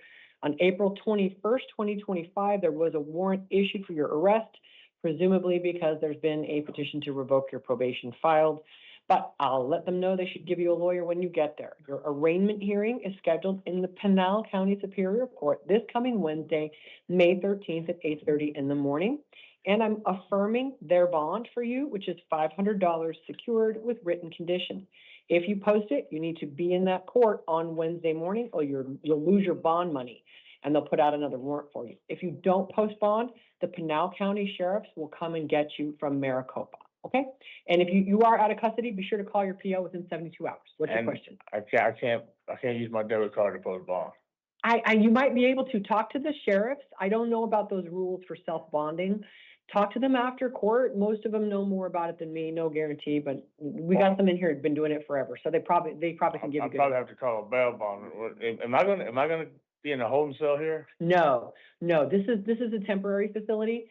So if you don't bond out within the next short window of time, you're going to get classified and moved to a different building. And I'm told that they're not called comfortable, but more comfortable than this. Okay. So, all right. Good luck, sir. All right. Mr. Johnson Smith and then Mark Higgins. We go to the chair. Just send over that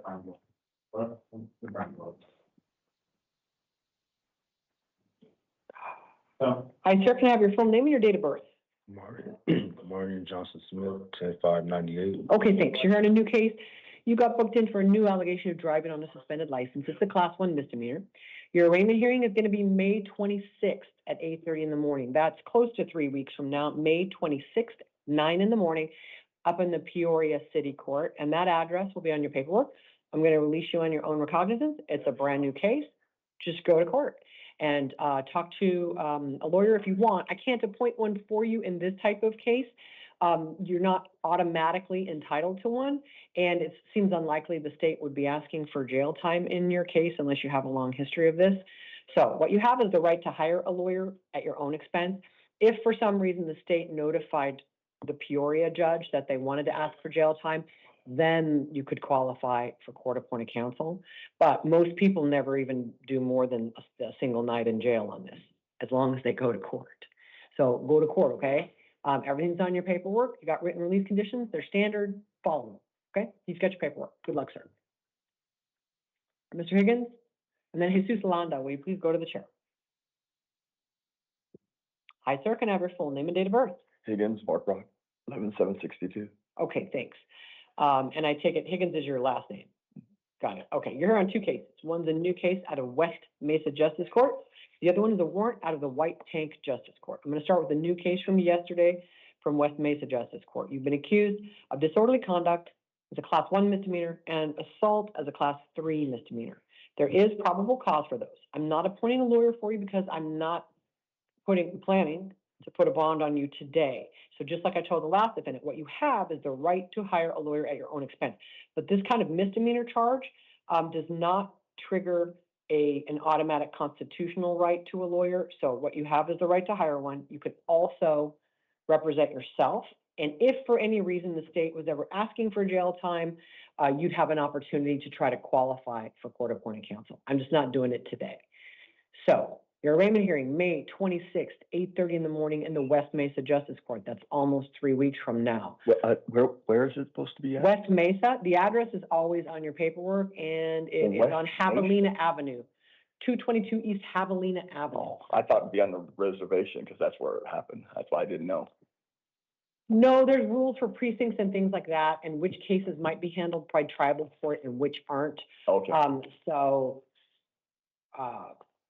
Looks like you got booked by Salt River PD. They know their sort of booking rules, and it's probably because you're not native and maybe the victim, I don't know. They have rules for that sort of jurisdiction. All I can tell you is right now, putting you into West Mesa Justice Court, I think that's typical when Salt River PD arrests in cases that they know won't be heard in tribal court. So you can talk to a lawyer about that. If you're interested, you can probably talk to the West Mesa judge about that. So in any event, your court date there, May 26th at 8:30. Now, in this case, I'm willing to release you, but you cannot go back to that trailer park except one time on a civil standby to collect. I figured you might have a vehicle there. Did you leave a vehicle there, maybe? Yes. Yeah, so you could do a civil standby, but you need to call Salt River PD and request a civil standby. They'll send an officer to go with you to keep the peace while you grab your vehicle, and then you can't go to that trailer park. From what I read, you don't live there, you don't work there. You said you were just hired to do something there. Right. You can't do it anymore. You can't fulfill that job while this case is pending. They're just closing the park. The individual that was there, all he does that created this issue is just a worker that is not living there either. Okay. Yeah, so they're closing his park down. Yeah, honestly, So I'm not able to parse all of that about who has a superior right to go there. You're the one who got arrested, and you're the one as to whom I do have probable cause for disorderly conduct and assault. So, you have a vehicle there. You can go get your vehicle. Stay away from there. I don't know when he might be there. I don't know what his connection to the park is. I'm not here to determine on a civil law basis who has a superior right to be there. You got booked in for crimes. I found probable cause for those crimes. You're the one who gets inconvenienced. You are presumed innocent. You can talk to a lawyer. You can fight this case, etc. Right now, this court has to make orders that will keep the peace. So that's the order that I'm making. But I am releasing you, which means on these facts, and the police, on these kind of misdemeanors, I don't get criminal history from anyone other than the police. We don't run it independently. The police listed Zippo for you. I know you have at least the other thing. It just probably means they didn't run you. So, but I'm presuming you really don't have much criminal history. You don't have to tell me if that's not true. Oh, that's all I'm here for is that warrant is what they said, Yeah, because right. I did failure to. So now you've got it net right. So let's turn to your warrant. The White Tank Justice Court put out a warrant for you in a misdemeanor case where you've been convicted of failing to admit the carrying of a deadly weapon when asked by a police officer. That's a misdemeanor. And resisting an order to control your vehicle, which isn't one I've seen in a long time. That's a Class 2 misdemeanor. And this warrant went out April 23rd of this year. It's a failure to pay. So you owe them fines and fees or whatever. And so your arraignment hearing, it's the same date and time. Hold on. I think there are two different courts. I'll tell you what to do. Yeah, it is. Okay. Could I Hold on a second, let me explain. I've been in contact with them. I've been sending them Okay. motions, like 5 motions. Okay. When I found out I had a warrant, because I never received the actual notice, the Yeah, summons. okay. I didn't receive that, but I received the warrant, and I've sent motions to it. So I'm in I'll tell you what contact. to do, okay? And today I received that I could video or call anytime their court is available. So I don't know when that is. So I have to call them and ask them when I can. But if, I'm gonna tell you what to do, okay? Because this is a failure to pay, it's not a failure to appear. I'm gonna give you a court date, and I'm gonna tell you what to do, but it's May 26th at 9:30.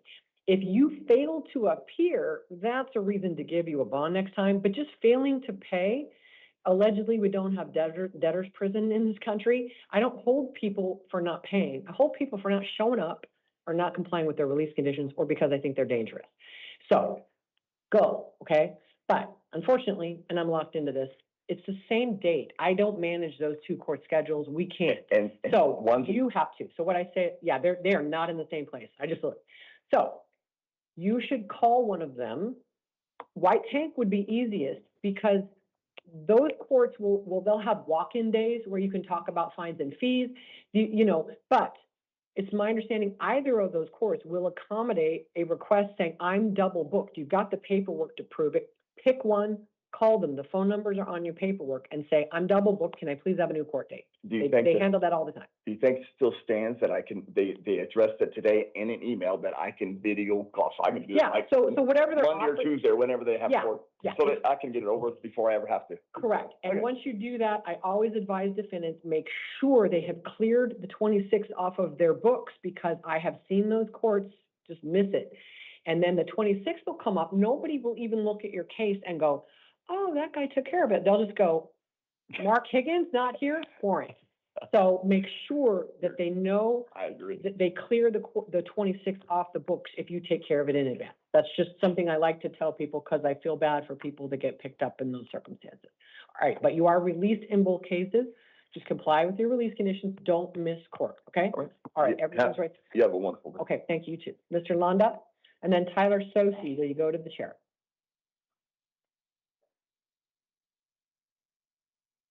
Hi, sir, can I have your full name and your date of birth?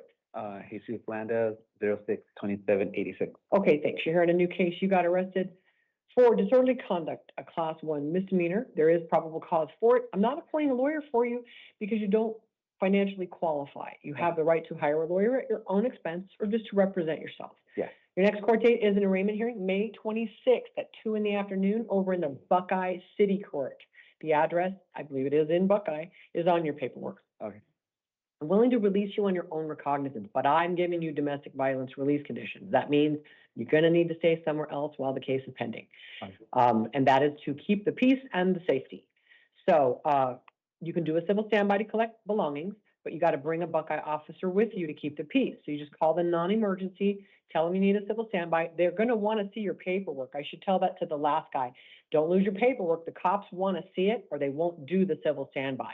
Okay. So don't have contact with the alleged victim in your case. That's the spouse. Don't have any contact with the complainant, which is, I believe, your 17-year-old child. Don't contact them. Don't respond to contact from them while the case is pending. It's not forever. You're going to be that kid's parent forever. But I'm ordering you not to contact, I think it's a him, while the case is pending.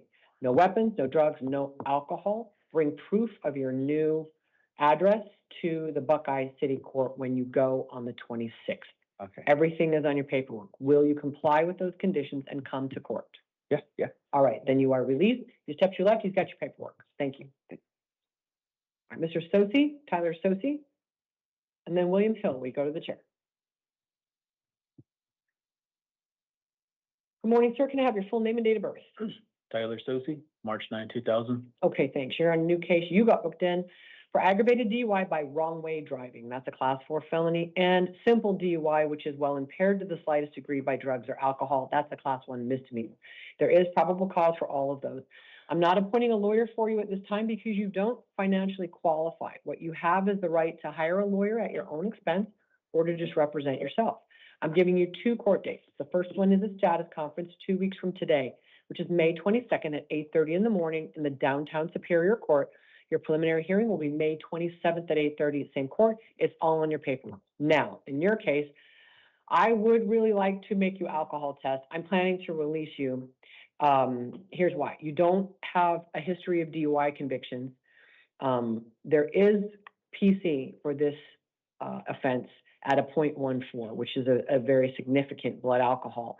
But you don't have a long history of DUI, or you don't have a history of DUI convictions. You may have had arrests, but definitely no convictions. So it's entirely possible the county attorney might choose to go forward on your case as a misdemeanor, because the wrong way driving they allege was brief. It wasn't, 10 miles on the freeway sort of a thing. And I've seen those, the county attorney looks at it and they go, well, he doesn't have a history of DUI. We'll do it as a first-time DUI. They have a lot of options. They have a lot of power when they charge it. That's up to them. It's not up to me. You live in Apache County too. And if I was going to make you alcohol test, I'd have to prohibit you from living in Apache. So on these facts, on your history, I think that's too burdensome. So I'm going to let you be released on your own recognizance, which I don't love on these facts because drunk driving makes other people die. Yeah. But I'm hopeful that you're smart enough to comply with release conditions and come to these court dates. Now, you should call a few days in advance before you come down to Maricopa for the 22nd, because often in cases like yours, the county attorney waits for the blood alcohol results or something like that, or your case could have gotten sent down for misdemeanor filing. Lots of things could happen. So that court date could go away if the county attorney decides to not go forward right now on exactly these charges. And I don't want you to have to waste a trip from Apache if that happens. So I'd call 2 or 3 days in advance, because they get a long filing window right now. You won't get a good answer if you call too soon. Okay. Call and ask our court, the number's on there. Say, do I still have a court date? I think it's at the very end of your paperwork, might be on the beginning. Call that court administration number. Just verify that your court date is going forward on the 22nd before you come down to Maricopa, okay? Okay. Everything is on your paperwork. Don't miss your court dates. And I'm sorry to all the DOs and the clerks that have to hear this 50 frickin' times, but it's my personal thing. I don't let anybody who's accused of a class 4 felony DUI walk out of my courtroom without telling them what the possible penalty is. Because the people who do this job, there's currently 15 of us who rotate, 8 full-timers. We sign all the DUI warrants statewide, and we do these hearings for all Maricopa County. We see the carnage. We don't see it. We read about it. We get bystander trauma from the terrible carnage that drunk driving wreaks. And I didn't know it. I didn't think a lot about drunk driving before I got to this assignment the first time 10 years ago. It makes other people dead.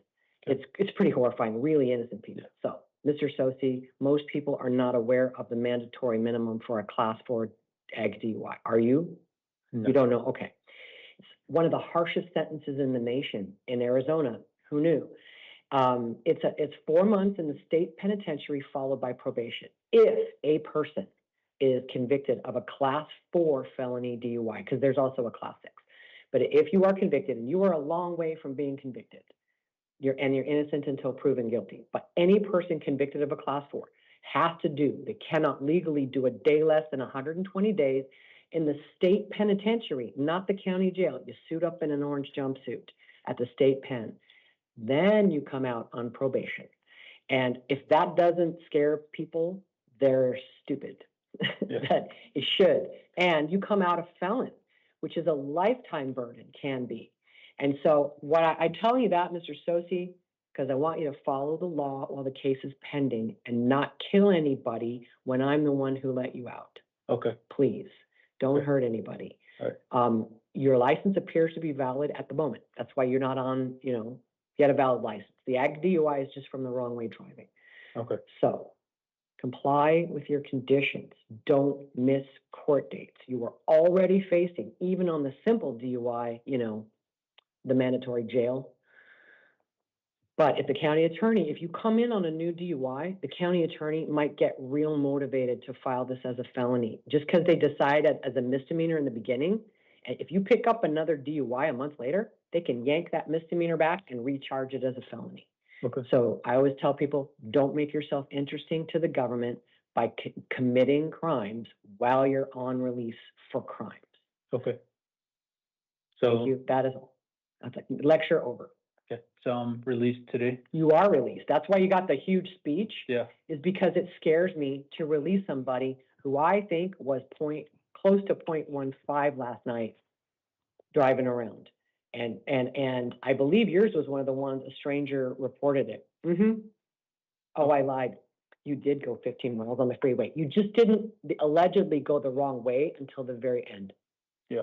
So there was somebody following you for 15 miles going, this guy's drunk, he's gonna kill somebody.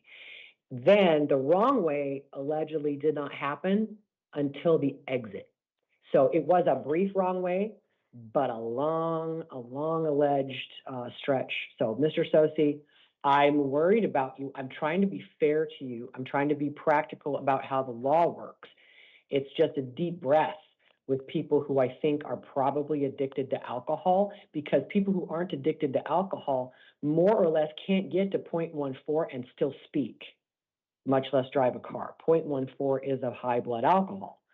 So I'm worried that you're going to hurt someone. And so I want you to understand the terrible downside for you personally if you do. Okay. All right. Everything's on your paperwork, though. That's all I can tell you. Just come to court, comply with your release conditions, okay? Thank you, Your Honor. Step out that way, you'll be all done. Thank you. Mr. Hill, and then Sebasti Cosmos, will you please go to the chair?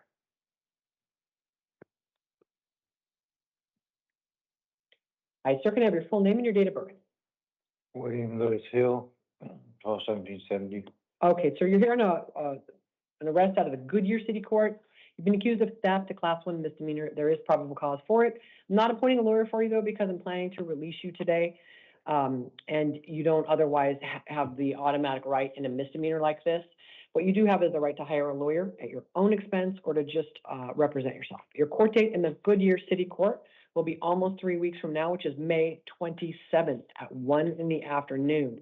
The address is on your paperwork. You got some priors. The police didn't give me a lot of information. It's not a huge theft rap sheet. So I'm going to release you. No contact with the alleged victim. Don't go to the scene of the crime. It was a QT or a Circle K or something. Hold on a second. It's a quick trip. Don't go back there. No contact with anyone there. Don't miss your court date. Everything's on your paperwork if you step to your left. All right, Ms. Cosmos?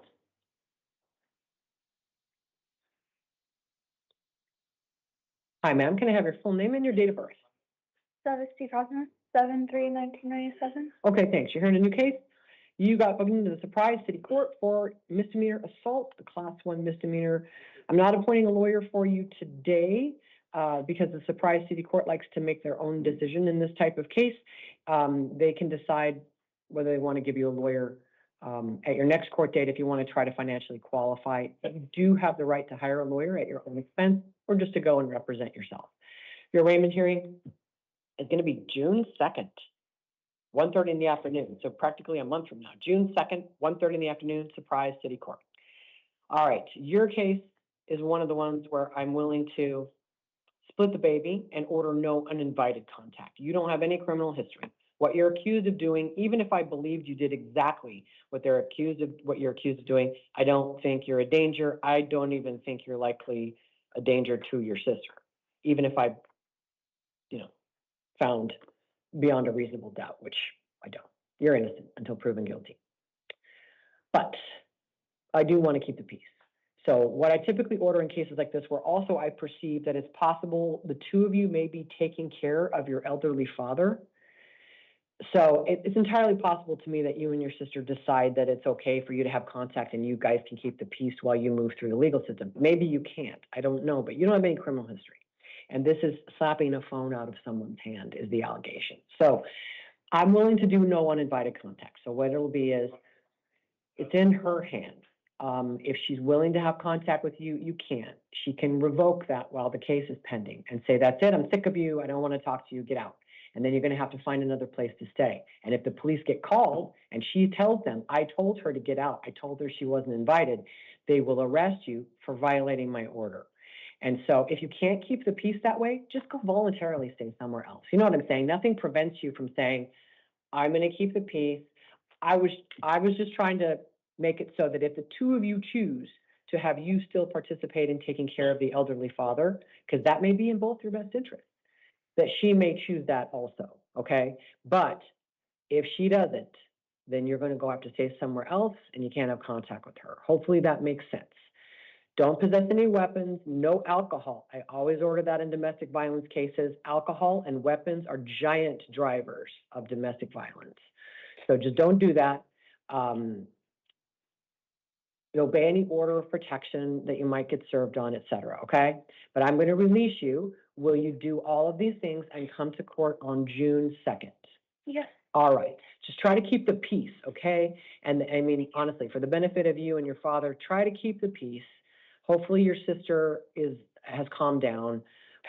If not, just don't get yourself arrested, okay? You don't have any criminal history, and getting arrested again for violating this order is not going to help your dad. Okay. All right, good luck. Yeah, so does this go away after that court hearing, or is it on my record forever? What's Well, so the fact of the arrest can potentially live forever because it's 2026. There's some stuff about expungement, and there's some things you might be able to do. You'd have to consult with a lawyer about getting it cleaned off your record. If you don't take a conviction, then it would remain true that, okay, have you ever been arrested? Yes. Have you ever been convicted? No. And this is a misdemeanor, I will say. And so, the legal effect is much less serious than having a felony on your record. But I can understand why someone would be concerned. All I can tell you is go through the system. Don't pick up any warrants, because then your permanent digital record will say one time you got arrested for assault, and then another time you got a warrant for failing to appear. So don't make anything worse. Okay. Talk to a lawyer later. Try to stay calm. Talk to her later about seeing if you can get it wiped off your history, okay? And if she drops it, can she do She's going to have victims' rights. She'll be talking to the prosecutor's office for City of Surprise. So there's no such thing as, oh, he dropped the charges. That's in the movies. Okay. It's the government now whose case it is, and they can force witnesses to testify. So I like to say, it's not up to your sister. Don't commit witness tampering by asking her to drop the charges, because that's a felony. Okay. So just leave it alone. Don't talk to her about the case. Tell her, you're just trying to keep the peace, and you'll move through the court system as it is. But if you start something with her like, thanks for calling the cops, and you end up arrested, you've just made a bad situation and tripled it. Okay. Okay, good luck, miss. Thank you. All right, let me have Morgan Niehaus, please. And then, okay, right here, sir. And I can see Holly Niehaus there. Just stay where you are, ma'am, but I will most likely be talking to both of you a bit. I didn't want both of you in court right at the same moment. Sometimes I can tell that things won't go wrong in the middle of the court hearing. Sometimes I can't. And you guys, I don't necessarily want standing next to each other at the moment, because we're not going to have it devolve into anything. I don't know that you would throw down, but arguing and bickering, I'm not doing that either. So let's start with your case, sir. Can I have your full name and date of birth? Morgan, yes, July 18th, 1975. Okay, thanks. You're here on an arrest out of Surprise City Court for disorderly conduct, a Class 1 misdemeanor. There is probable cause for it. I'm not appointing a lawyer for you because, as you know, you're not indigent. So you have the right to hire a lawyer at your own expense or to represent yourself. Your next court date, I'm currently contemplating, is in Surprise City Court, June 2nd at 1:30 in the afternoon. So just like the last defendant, that's close to a month from now. And so this court needs to put orders in place in an attempt to keep the peace for a month while the cases work through the system. So I'm also, just for anybody listening to this recording, Ms. Niehaus can hear me, right? You can hear me okay? All right. Your guys' case, super fun. What I've read is, and I'm not asking you to comment, I'm just telling you how somebody with 30 years in the criminal justice system views this. This is a family court mess waiting to get further ugly, and people who allegedly go on for days at each other and then won't stop arguing in front of the cops. You end up in family court. If you pay expensive divorce lawyers to shred each other, it gets uglier and uglier and uglier. And this type of thing, also, another thing we do, those of us who work here, 8 full-timers, 7 part-timers, we sign every removal order for every child in the state. Any child that DCS removes, one of us has signed the order. So I read a ton of paperwork about less than ideal parenting. I am reading a story of less than ideal parenting and fighting in front of the kids, days of arguing, petty bickering, shouting. Police said that you were unwilling to separate and continue to argue about belongings. So you guys could easily be headed for a lengthy, years-long, ugly divorce and standoff child custody. I'm just trying to give you a clue about keeping the peace and being the person who can show a family court judge that they can follow court orders. That person's crazy, I can follow court orders. Each of you should have a personal motive in being able to demonstrate that. Your lawyers will thank you. You may end up getting back together 5 or 6 times before. You may end up having competing orders of protection. And you know, judges love those, where people who basically are otherwise law-abiding have really good jobs, probably a lot of expensive property to fight over and get petty and shred each other over, where they come in and then they want to have court hearings about competing orders of protection. We most of the time kick both of the orders and go, you know what? Neither of you met your burden. Neither of you can control your behavior and demonstrate that you're putting the kids first. Sir, do you have children in common with this woman? The police were very unclear. Do you guys have common children? No, we don't. That'll help things. Okay, yay. And so does she have kids that aren't yours and you have kids that aren't hers? Yeah. Okay, all right. That does simplify things. Doesn't make it go away, but okay, good. So just remember, DCS can, will, and does come to this court and argue that doing this in front of the children is grounds for temporary removal, and we order it. So don't be that person. Yes, sir. The children wasn't there, Good. so Excellent. that's confusing. Yeah, it is, because then they It was say, also then the children arrived and they say, but maybe that was a story of the children arriving at a pastime. Yeah. The police aren't like great novelists. So, okay. What was also unclear is they agreed to let us just upstairs, downstairs. And they repeatedly said, if we come back, we're going to arrest you. We both said, okay. They huddled for 10 minutes. So They we're came doing back, it anyway? and they just said, well, we're just going to arrest you both. Okay, And okay, I- good times. All right. So that does increase the And we odds. were I not don't even know. arguing. So I have 2 choices today. I don't think either of you needs to be locked up on a bond. I think both of you could obviously pay a bond. And so the incremental value of making you pay money, which I've done, is sometimes when people don't go to court, they repeatedly don't go to court, I might put a small bond on them so they suffer the additional annoyance of having to post a bond. But my goal is behavior modification, is to make them go through more hoops so that next time they find it easier to show up. That's not you guys. I'm not going to put a bond on either one of you. And the level of violence involved, there is some, it's unclear. It's a whole lot of he said, she said, that I'm unable to sort out right now. What I know is there's probable cause for each of you for disorderly conduct. That's clear. So I want to make orders that will keep the peace while the case is pending for nearly a month. I can either order one of you to move, or I could permit you guys to live there under no uninvited contact orders, which frankly, on these facts, I would put hard money neither of you can manage until June 2nd.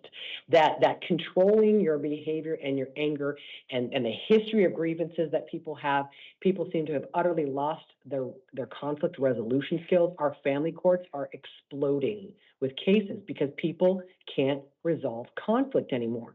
But when you invite the state into your business, this is what happens. When you go, I'm calling 911, well, I'm calling 911. And people do that all the time. And I think the cops, I don't know what their calculus is, but when they decide to book, when they don't. But sicking the state on one another gets ugly fast. So hopefully both of you learned a fun lesson about what happens when you invite the government into your business. Then the government decides when they get out of your business. So let me ask you, Mr. Niehaus, because I'm going to ask you separately. I don't want you to be able to like look at each other, meaning like just influence each other. I want a clear and unbiased, unpressured answer from each of you. So do you want me to order one of you to move? If so, who? Or do you want me to order you to share that? I'm not doing family court orders, by the way. I'm a criminal judge. So this like, you can do this and you can do that, and you can, you meet at the Circle K at 7 p.m. and all this stuff, we have to spell it out like people who are corporate executives are just children and who can't, and they're like, oh, I'm going to negotiate the terms of what the court said. Nope. My orders are going to be black and white. And so in terms of like, well, she'll have the upstairs and you'll have the downstairs. Nope. I'm not doing anything in that detail. You can either keep the peace and control yourself or one of you is moving. And I'll just pick. I'll probably assess a little bit and just pick one of you. Somebody could also volunteer. I love when people do that. Just tell me who can move more easily. You guys could clearly afford an Airbnb based on your financial profile. Either of you could afford a long-term Airbnb. So it's not exactly a hardship. So what I want to know, Mr. Niehaus, is as the victim in her case, and then I'm going to ask her as the victim in your case, what do you want? What are you asking me to do to order her? Because right now, I'm going to order you to do and not do things. She's the victim. When she's standing here, I'm going to order her to do and not do things, and you're the victim. So what do you want? What do you think will keep the peace? What were the options again? I have one option. Well, I can force one of you to move. Right. I could let both of you stay there, and I would put no uninvited contact orders in. And so if she says, that's it, I invite you, I don't want to have contact with you, and you go, well, I invite you, and then you call the cops, and she goes, well, I said it first. Well, I said it first. The cops are going to arrest both of you again. Right. And so I'm just, honestly, my level of patience, and I read that, I'm like, oh my God. So I have to tell you, been doing it a long time. None of that looks great to a judge, especially in the family court.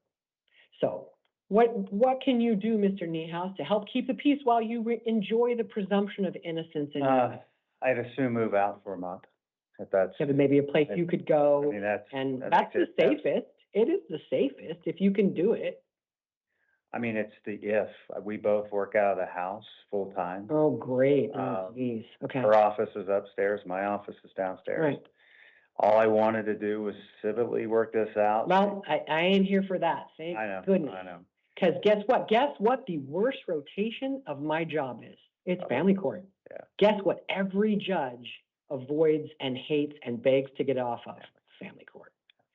So, I don't know, Mr. Niehaus, I can hear from her. Are you willing to do either one depending on what she wants? Yeah, I'm fine either or. Okay. All right. Civility is my goal. Excellent. It's a fine goal. All right. Well, then I'm gonna have you sit down. But your court date either way, Mr. Niehaus, is going to be June 2nd at 1:30. Right now, I'm tentatively willing to do the uninvited contact and let you guys stay there. Hopefully, you really hated the night you just spent in jail and you never want it to happen again. And so that's a good incentive as well. Horrific experience. To keep, yeah, I imagine. I know. I've been here forever, and this is the nice jail. This is the nice new jail. All righty. So if you take your paperwork, go sit out there. I'm going to talk to her. Let's not like make eye contact or wave at each other or whatever right now. I don't want anybody Okay, ma'am, you can go ahead and come in. Yeah. Mm-hmm.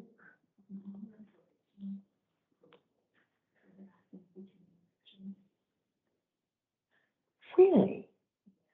Okay, get them to send that to you in an email, please, or update the case card. Because that's rather a large change. Okay, nothing to do with you, ma'am, sorry. Okay, so can I have your full name and date of birth? Holly Nias, 4/17/1982. Okay, and just for anybody who might transcribe this, I just said many words to Mr. Niehaus that would relate to Ms. Niehaus's case if somebody wanted to transcribe that, just being transparent. You're here on a charge from the Surprise City Court for disorderly conduct. It's class 1 misdemeanor. There is probable cause for it. You are not indigent. You have the right to hire a lawyer at your own expense or to represent yourself. Your next court date is going to be June 2nd at 1:30 in the afternoon in the Surprise City Court. Now, I presume you heard everything I said to Mr. Niehaus. So my questions for you include, what are you asking me to do as the victim in his case? What do you think will keep the peace? What do you think is the best solution? Just to keep the peace, keep everybody safe, keep this from escalating. As he mentioned, the kids weren't home and there was conflicting stories that they gave the officers. They're not my children, so they wouldn't know some of the things that and cops get that wrong all the time. Well, and I think the kids were scared, and I think they made some lies as well, because they've never seen that. We don't do that around the Okay, kids. well, and that's So- gonna be between you guys, the family court, and potentially DCS. But, on my experience, something more than this would have to happen before DCS got involved. Yeah. Go ahead. Yeah, they're not my children, so we don't, Okay. it's not like that. So, I would say I do like what you talked about with, the other lady in here. You talked about, I forgot what you called it, the invite. Oh, the no one invited, right, and so in your cases, it would just be that you guys then have competing no uninvited contacts, which works right up until somebody goes, well, I uninvite you, and then if the other person goes, well, I uninvite you, I'm telling you, I know cops, you now know cops, they're gonna arrest both of you. Yeah. If it devolves, if you can't do it. Yeah, that was the first time I've ever called the cops. So, I'm open to that. Okay. But I want us to do a marriage intensive counseling that we've been talking about for a Okay, while. well, here's the thing though, man, I can't, won't, and don't order that, I am not the family. Nope, but can Okay. we decide that though? Yes, as long as you're both still inviting contact, yes. Oh, 100%. Sure. But if he says no, you still got to keep the peace because both of you are up on a criminal charge. And and he's, you know, he's allowed to say no, but you just still have to keep the peace. So that is the kind of thing that potentially you guys can go to mediation. You can do a lot of things in family court, et cetera. But this is just criminal court. This is just, it's mean court. It's black and white. And so I'm willing to order it. He said he was open to that as well. Obviously, you guys have home offices and things that make it tremendously inconvenient for one of you to be ordered to move. Especially right now, we've got some things going on with work, so it'd be really detrimental. All right, then hopefully that is all a disincentive toward freaking out on each other. And frankly, if you just come and go in the house and you hardly speak, that's fine too. So in any event, I will release both of you. No one invited contact orders. Mr. Niehaus already has his. Neither of you can have any weapons, drugs, or alcohol. There will be no drinking. Drinking equals domestic violence juice. Don't drink. Nothing. Obey any order of protection that gets served on you. I'll just caution you again, filing competing orders of protection. It never ends well, in my direct experience. So comply with those, ma'am. You'll be released. You guys can now have eye contact, but the sheriffs don't want inmates, consorting or anything. So do what the sheriff's officers tell you, but now you can at least, wait. Good luck to both of you. I hope this was educational and that you stay out of the court system because you're doing so well. Thank you. Good luck. Mr. McKinney and Mr. Hodge, will you both come in together? No, sorry, just McKinney first. McKinney, my bad. McKinney. Where's McKinney? Here he comes. Yep, and then Mr. Hodge. Yeah, it was the other two I was going to do together, but frankly, I don't want to confuse them, so I'll just stick with one at a time. Mr. McKinney, can I have your full name and date of birth? Eric McKinney, January 1984. Okay, thanks. You're here on a new case in Peoria City Court. You got booked in for 2 counts of disorderly conduct by noise. Those are class 1 misdemeanors.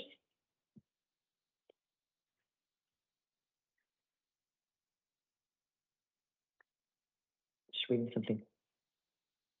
Something weird happened on your case. Okay, hold on a second. Where I didn't actually, I think somebody else prepped this. And okay, just give me a second. I need to add some things to your case. Hold on a second.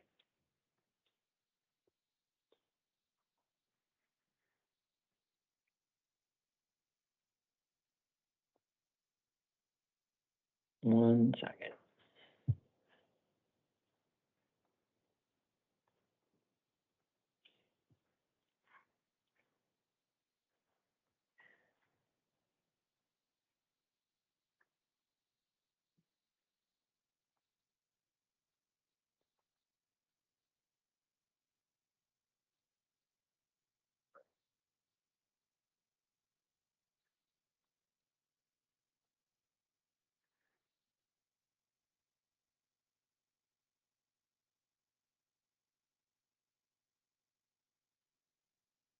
Okay, one last thing.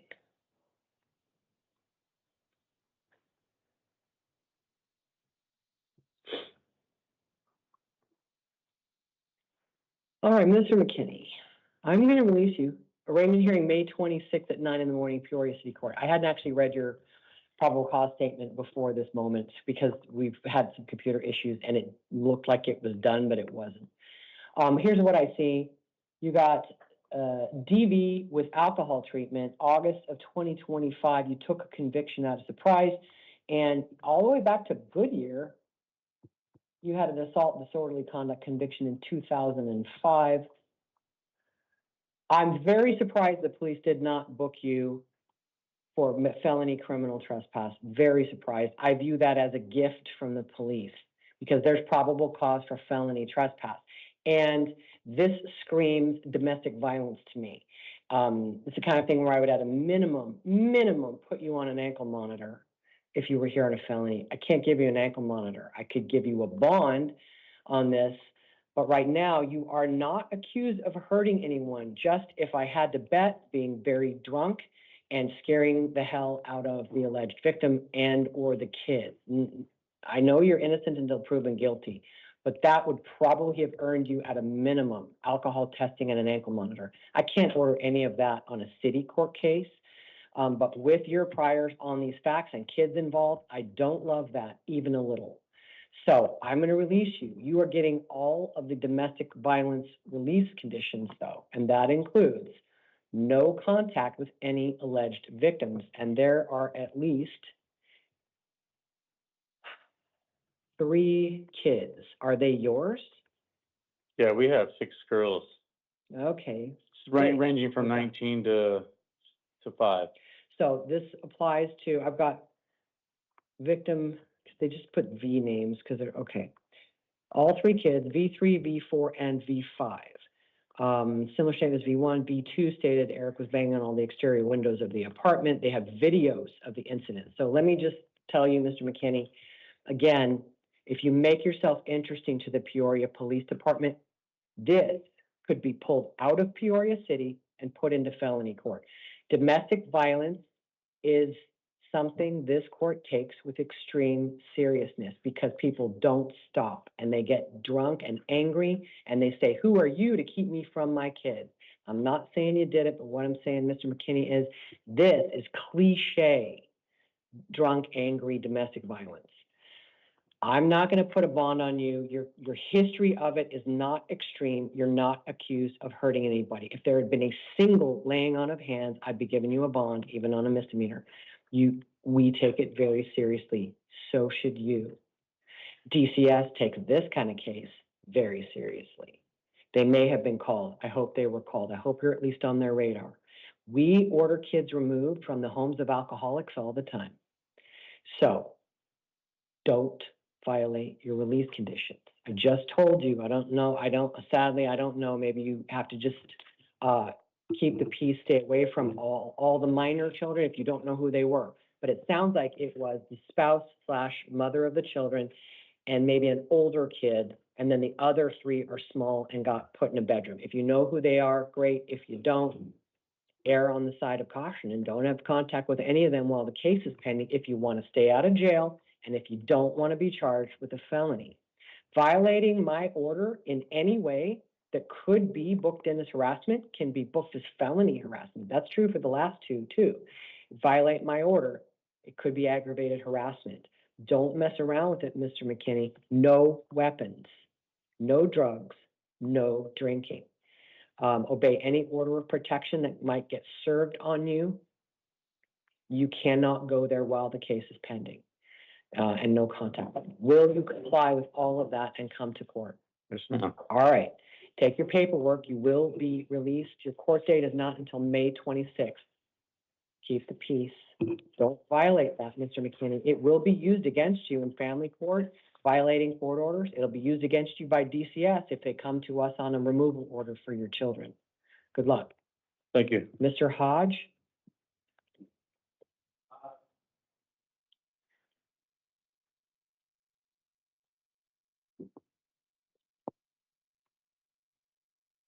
Hi, sir, can I have your full name and date of birth? Right here.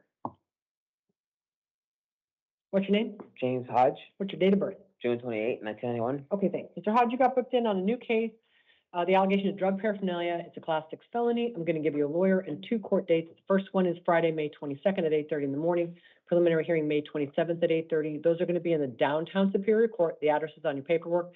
I did not find probable cause in your case. Hang on a second. Can I reprint this? Because that stupid DNA order is still auto-checking. I don't want, this man is not subject to DNA at arrest, and our stupid system. I want to reprint his, please, officer. All right, I didn't find probable cause, Mr. Hodge. It's not dismissed, though. We don't dismiss cases out of this court, so I have to give you a lawyer and a court date, but you're going to be released, okay? Okay. Don't miss your court date. I gave you a number. You can call a few days in advance to see if you still have a court date, because lots of times these drug paraphernalia cases get sent for misdemeanor prosecution, okay? So you'll be released. Don't lose your paperwork. Don't miss any court dates, okay? Okay. All right, if you go have a seat, they're going to send it up. Thank you. Mr. Hussein?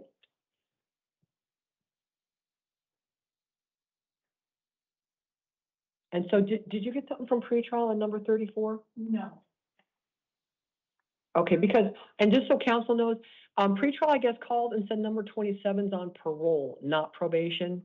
That, I don't know how I make that mistake. Give me 1 second, sir. This doesn't have anything to do with you. So this says 12/18 of 25. Oh, maybe it's a tail? What is going on?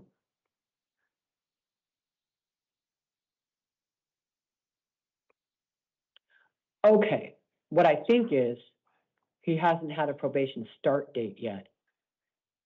That's what I think. But have a look, counsel. What I think happened is that he's not done with parole. So there's been no probation start date in number 34. So this can't be a violation of probation.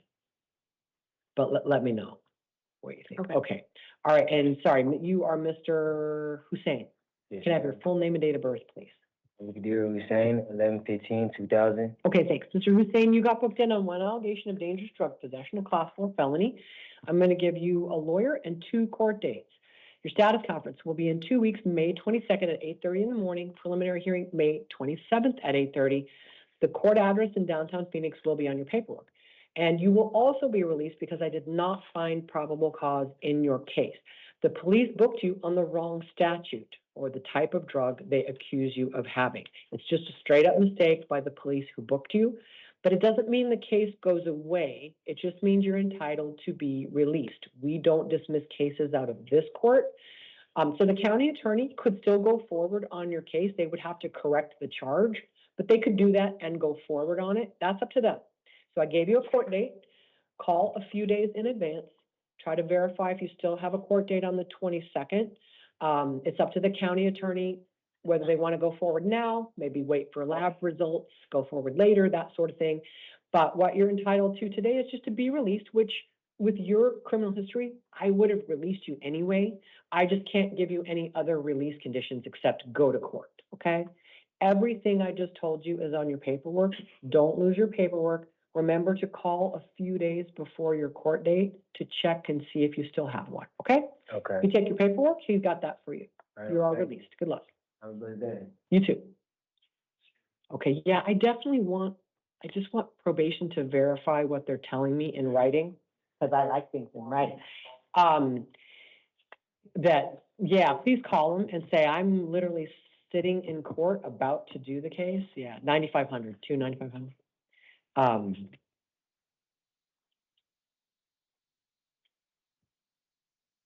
Okay, let me just look one more time.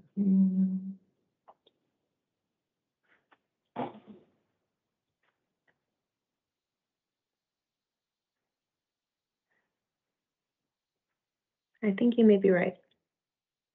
Okay. I'm looking at the docket and there's no start date. You know, usually there's a letter or something where they do the start date. Well, the DOC website shows that he was moved to community supervision in December. Okay. And just 1 second, sir. And I don't see a start date. I will let you comment on that, but I think we're going to resolve it on our own. You have not started probation yet, right? Okay, yeah. Okay. Oh, okay. And just for anybody listening, the defendant is saying that as far as he had understood, the probation wouldn't begin until about August. And it sounds like probation has figured that out. I'm just trying to get them to tell me that in writing because they're the ones who put the hold on the defendant, in our system. So before we clear that off, I don't know why they've been dragging their feet, because they told us about this like half an hour ago.